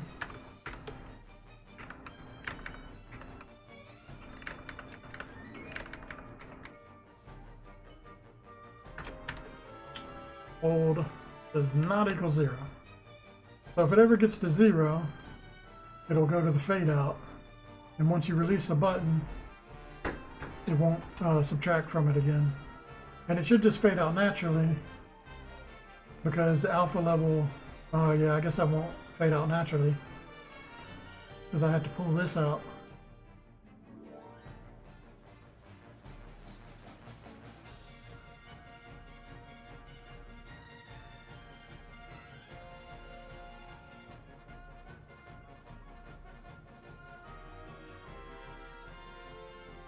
What's that going to look like?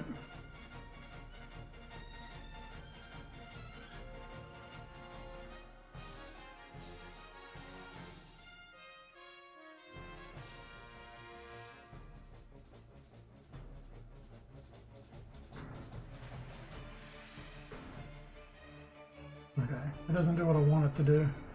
I think to make it do what I want it to do, I'm just going to go down here.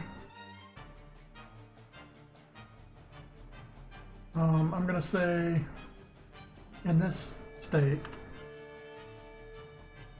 hold alpha equals image alpha. That'll make it fold. It'll make it go away. But I want to say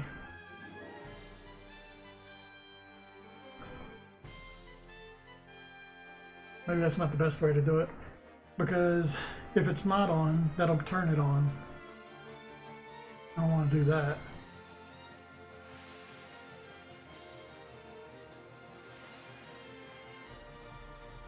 I need to check to see if it's actually on. If hold equals 0. There we go. Then I know that we've actually done it. Then it's going to set the alpha to be whatever the image alpha is, which will fade out with the rest of the screen.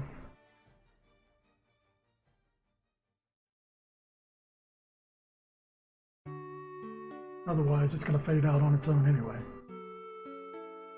Okay, that should be everything I want for the skit. So, good. Hold the skit, and then everything fades out. Beautiful. And yeah, it just leaves the scene, and once this goes all the way down, state goes plus plus, this will automatically do its thing. So that's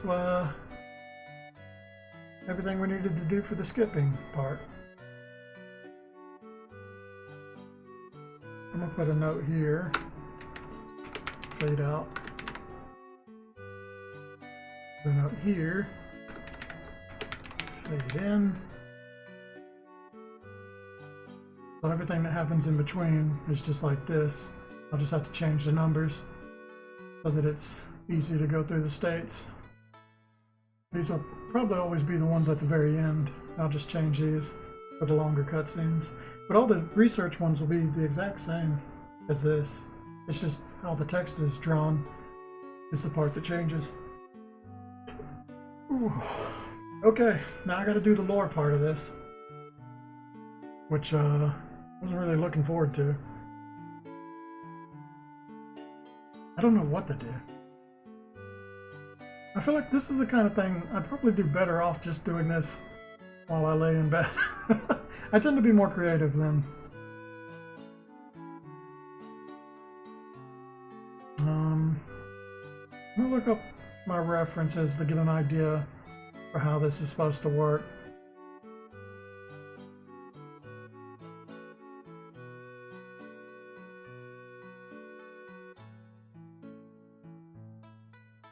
Right. So an example would be like XCOM was what I was using as my reference to start with.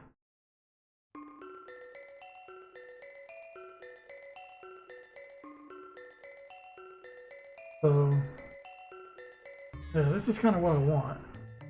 So the core of the creature is extremely hot. Seems to be the basis for a digestive system. Its unique muscle system has tremendous power and speed. Its rock-like skin is not harmed by fire or incendiary ammunition.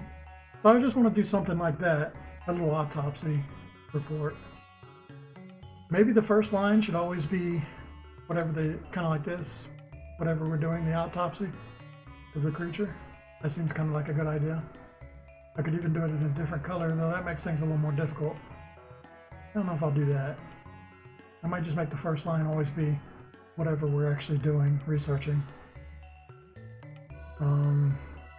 So like, for example, this one, I know that's really hard to see, but it didn't really get any better as I make it bigger. This is for the ethereal. This being is physically retarded and seems incapable of sustaining any life functions.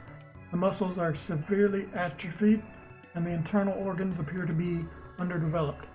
The sensory organs, including the eyes, do not appear to function at all. The brain, however, is well developed and draws on a high proportion of the body's blood supply. It is a mystery as to how this creature can sustain itself without external support.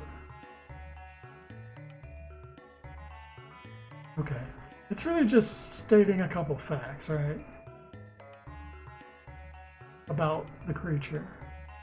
I think it probably would do me some good to actually look up some research material on all these things and use that as my basis, right? So, like for this jellyfish, I should research jellyfish myself and use that as kind of like a kickoff for like, how has the meteorite affected it? And write just a short couple sentences, right? I don't have much room to work with these because I only got this many characters, which is like near 400 or something. I only got like 400 characters, 350 to say what I need to say. But I think this top one might always be like what we're actually working on. Though I don't think that's enough lines to do what I want to do. Let me change this back. I'm gonna copy this so that I can revert it, even though I guess that's what copy paste is for, but or what the undo is for.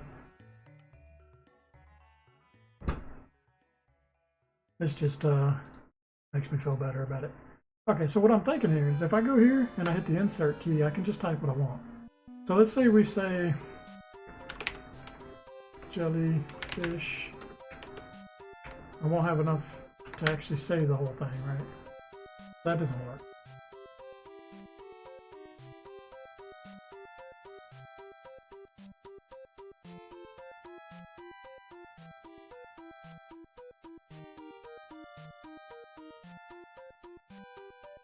I could go back. I could get rid of that top line and start here. I don't even know how to spell autopsy. I just looked at it. I could save this section. I could come up with another word too. Auto-psi.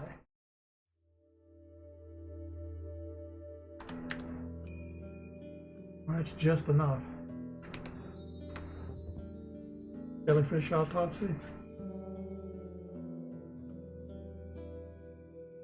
Though I gotta keep in mind, if I'm gonna do this, I have words that are longer.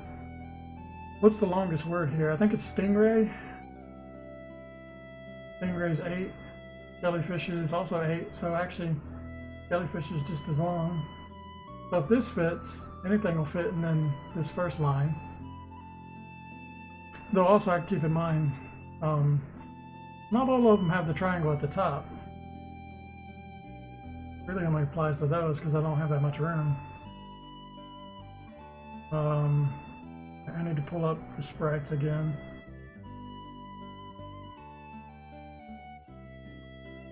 Right, the top ones are the alien.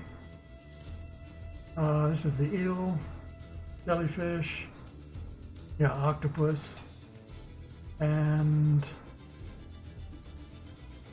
this is stomach contents. I don't remember what this is. Not the salmon, is it? It is the salmon. Okay, so those are the ones that are going to have the words kind of be all set at the top. All these ones should be fine.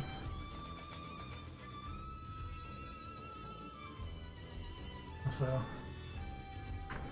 go ahead and get rid of all this.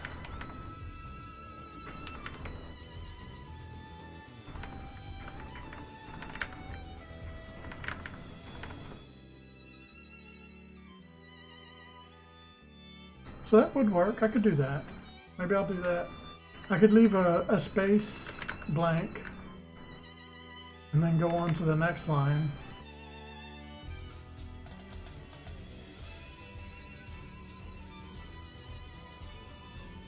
Oh, leaving something blank is a bit harder. Yeah, I didn't really think about blanks. It's easy enough to like subtract something off the end of these, but leaving blanks, it still has to draw blanks using the way this thing counts. So if I left like this whole line blank, it would still like count through these 1, 2, 3, 4, 5, 6, 8, right?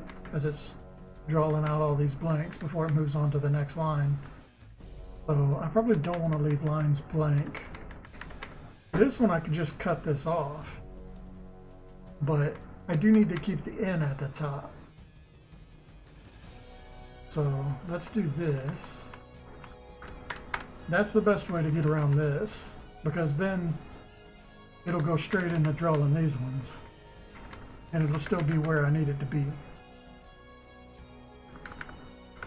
And this is where I would,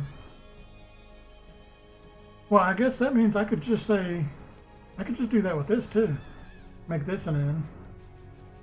And that would actually skip a line, I think, without doing all the typing.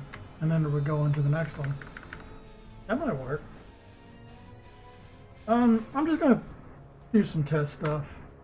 But I think I am gonna end up like actually researching this stuff because I want it to sound kind of nice. It would be nice if it actually dropped some real life facts about jellyfish, right? But I think it would just sound better if I had like some knowledge about jellyfish to relate to, and I don't know. I just think I need to study each of these animals a bit so that I can think about like what to write here that would be interesting.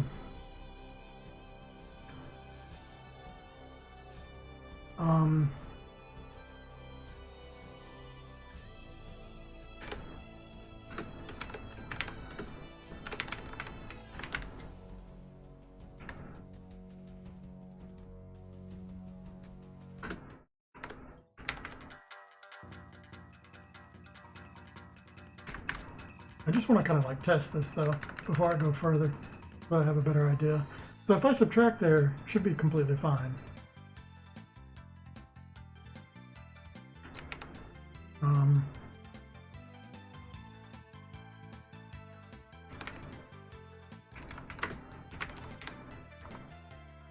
But when I backspace, I'm gonna get rid of something. I gotta put that back in there like that.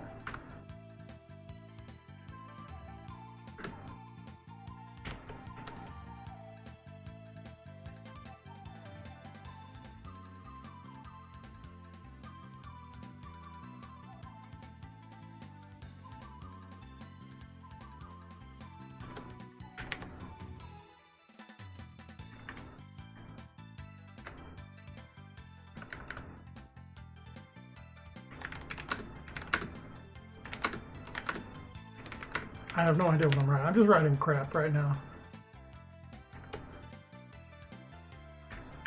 Okay, there we go. I wrote a couple lines. Let's see what that looks like. And if it works the way I think it does, and if that'll actually work. Because honestly, I don't think I'm going to figure out all this lore stuff on stream.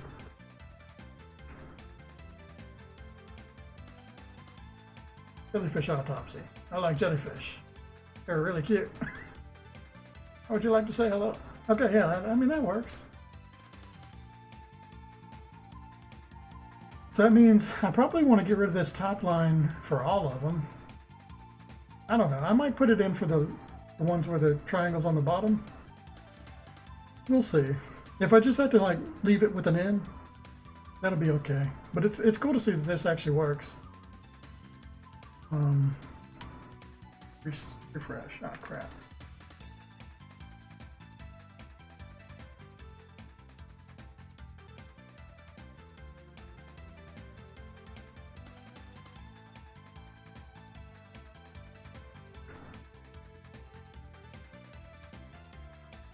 I like the way it just kind of fades off. And yeah, okay, I'm cool with all that.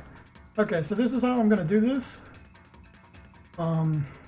Yeah, as far as figuring out what I'm going to actually write here, because I'm not going to write all that crap. But as far as figuring this stuff out, yeah, I'm just going to like, I'll probably look at some documentaries or some research stuff.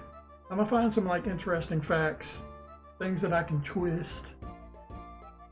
And I mean, the whole point here is to figure out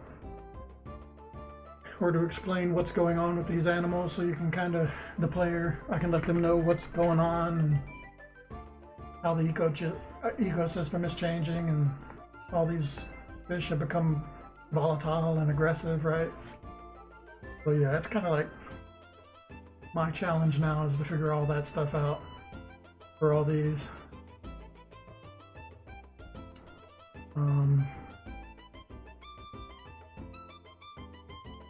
Is there anything else I can do on stream then?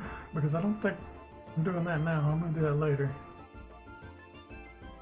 Not really. We got to do this, and then we go into cutscenes. I feel like cutscenes is not going to be that difficult. Now that I got like the majority of this figured out, cutscenes is really just me pressing buttons to go through the different text and then changing the scene.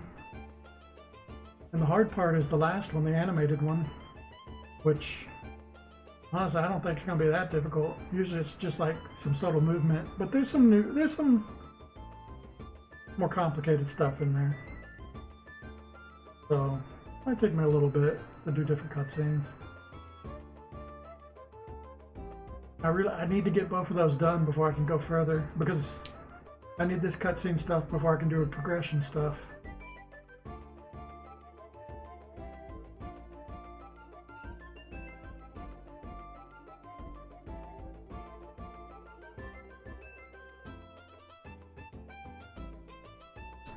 So I think this is all the stream is. I guess we figured out a few things, figured out how this works. I kind of explained all this stuff, so I think next time I stream, I should hopefully have all this research stuff done. Maybe I'll stream working on normal cutscenes. Or maybe I'll go further, who knows. But I wanted to do an update, at least once a week, right? If I get too far out there, it becomes pretty hard to explain everything that went wrong, or everything that I've done went wrong. I forget everything that goes wrong. I'm happy with this. All this is working out well. I really thought this would be more complicated. I mean, it kind of was, but I figured this out in a day. So it wasn't that hard. Honestly, that one tutorial really helped me out. And it's very simple, so really cool tutorial. Definitely recommend it. I might check out more of his videos too. See what else he's got. But I think I'm going to end this stream here. I got no viewers, so no one to raid. That's it. It's a short and sweet one. Yeah, that's it. I'm going to be working on this. Still making progress. I would love to get through all this stuff by the end of December. I'm not gonna make any promises there, but it should be possible. Get through all these. I feel like these cutscenes and stuff won't take me that long. Like I did the hardest parts of it tonight in one night, right? So I feel like I'm gonna breeze through most of it after this. And then there's just some like the mini games are gonna be kind of difficult, but they shouldn't be that hard. They're not like really complicated mini games, so maybe like a night each mini game, maybe two. And then it's just like some pacing and balancing stuff, which I'm mostly there, but I really want the progression to be implemented before I figure out pacing and balancing, so that I can actually play the game start to finish and figure out what feels slow and whatever. But that'll be it. We'll move on to audio. Can't wait. Man, I tell you, doing the dock UI was really wearing me out. I was getting really frustrated. Is there anything else I want to say? There is a few things I wanted to say before I cut off the stream. Just real quick, because I was meaning to say it last stream and I just didn't say it. Let me look at this real quick. I've been playing some more games. I know this is unrelated to my game real quick, but yeah, I've been playing some more games.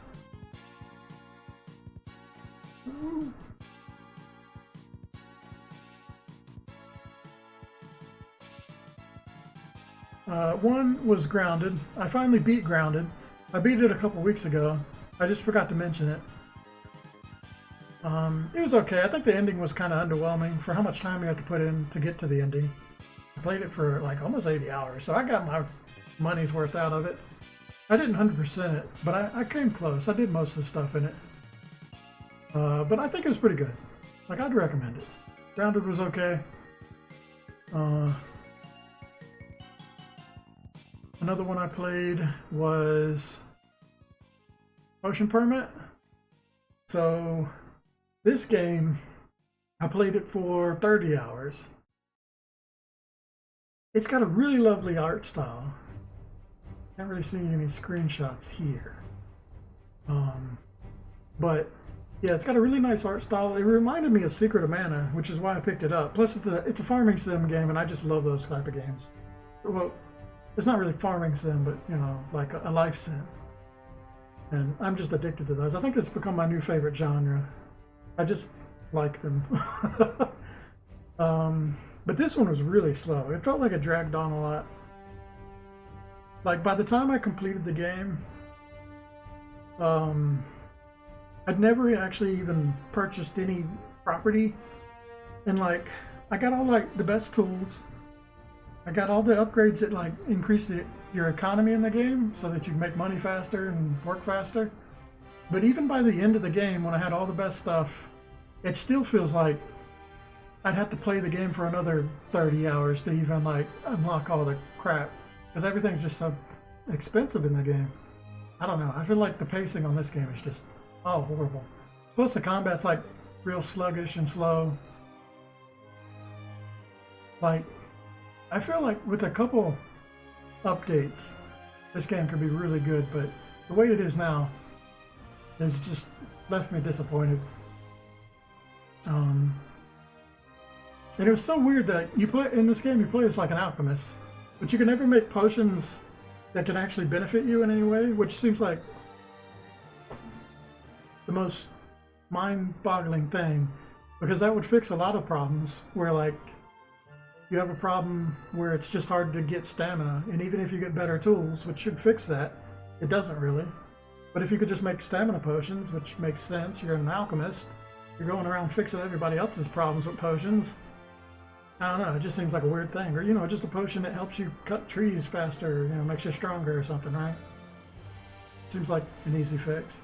I don't know. It's a game that I wanted to be better, and I was enjoying it while I was playing it, but just really disappointed with the pacing on it. And then the other one, Zero Silver, I talked about this one a couple times. I played it for 20 hours.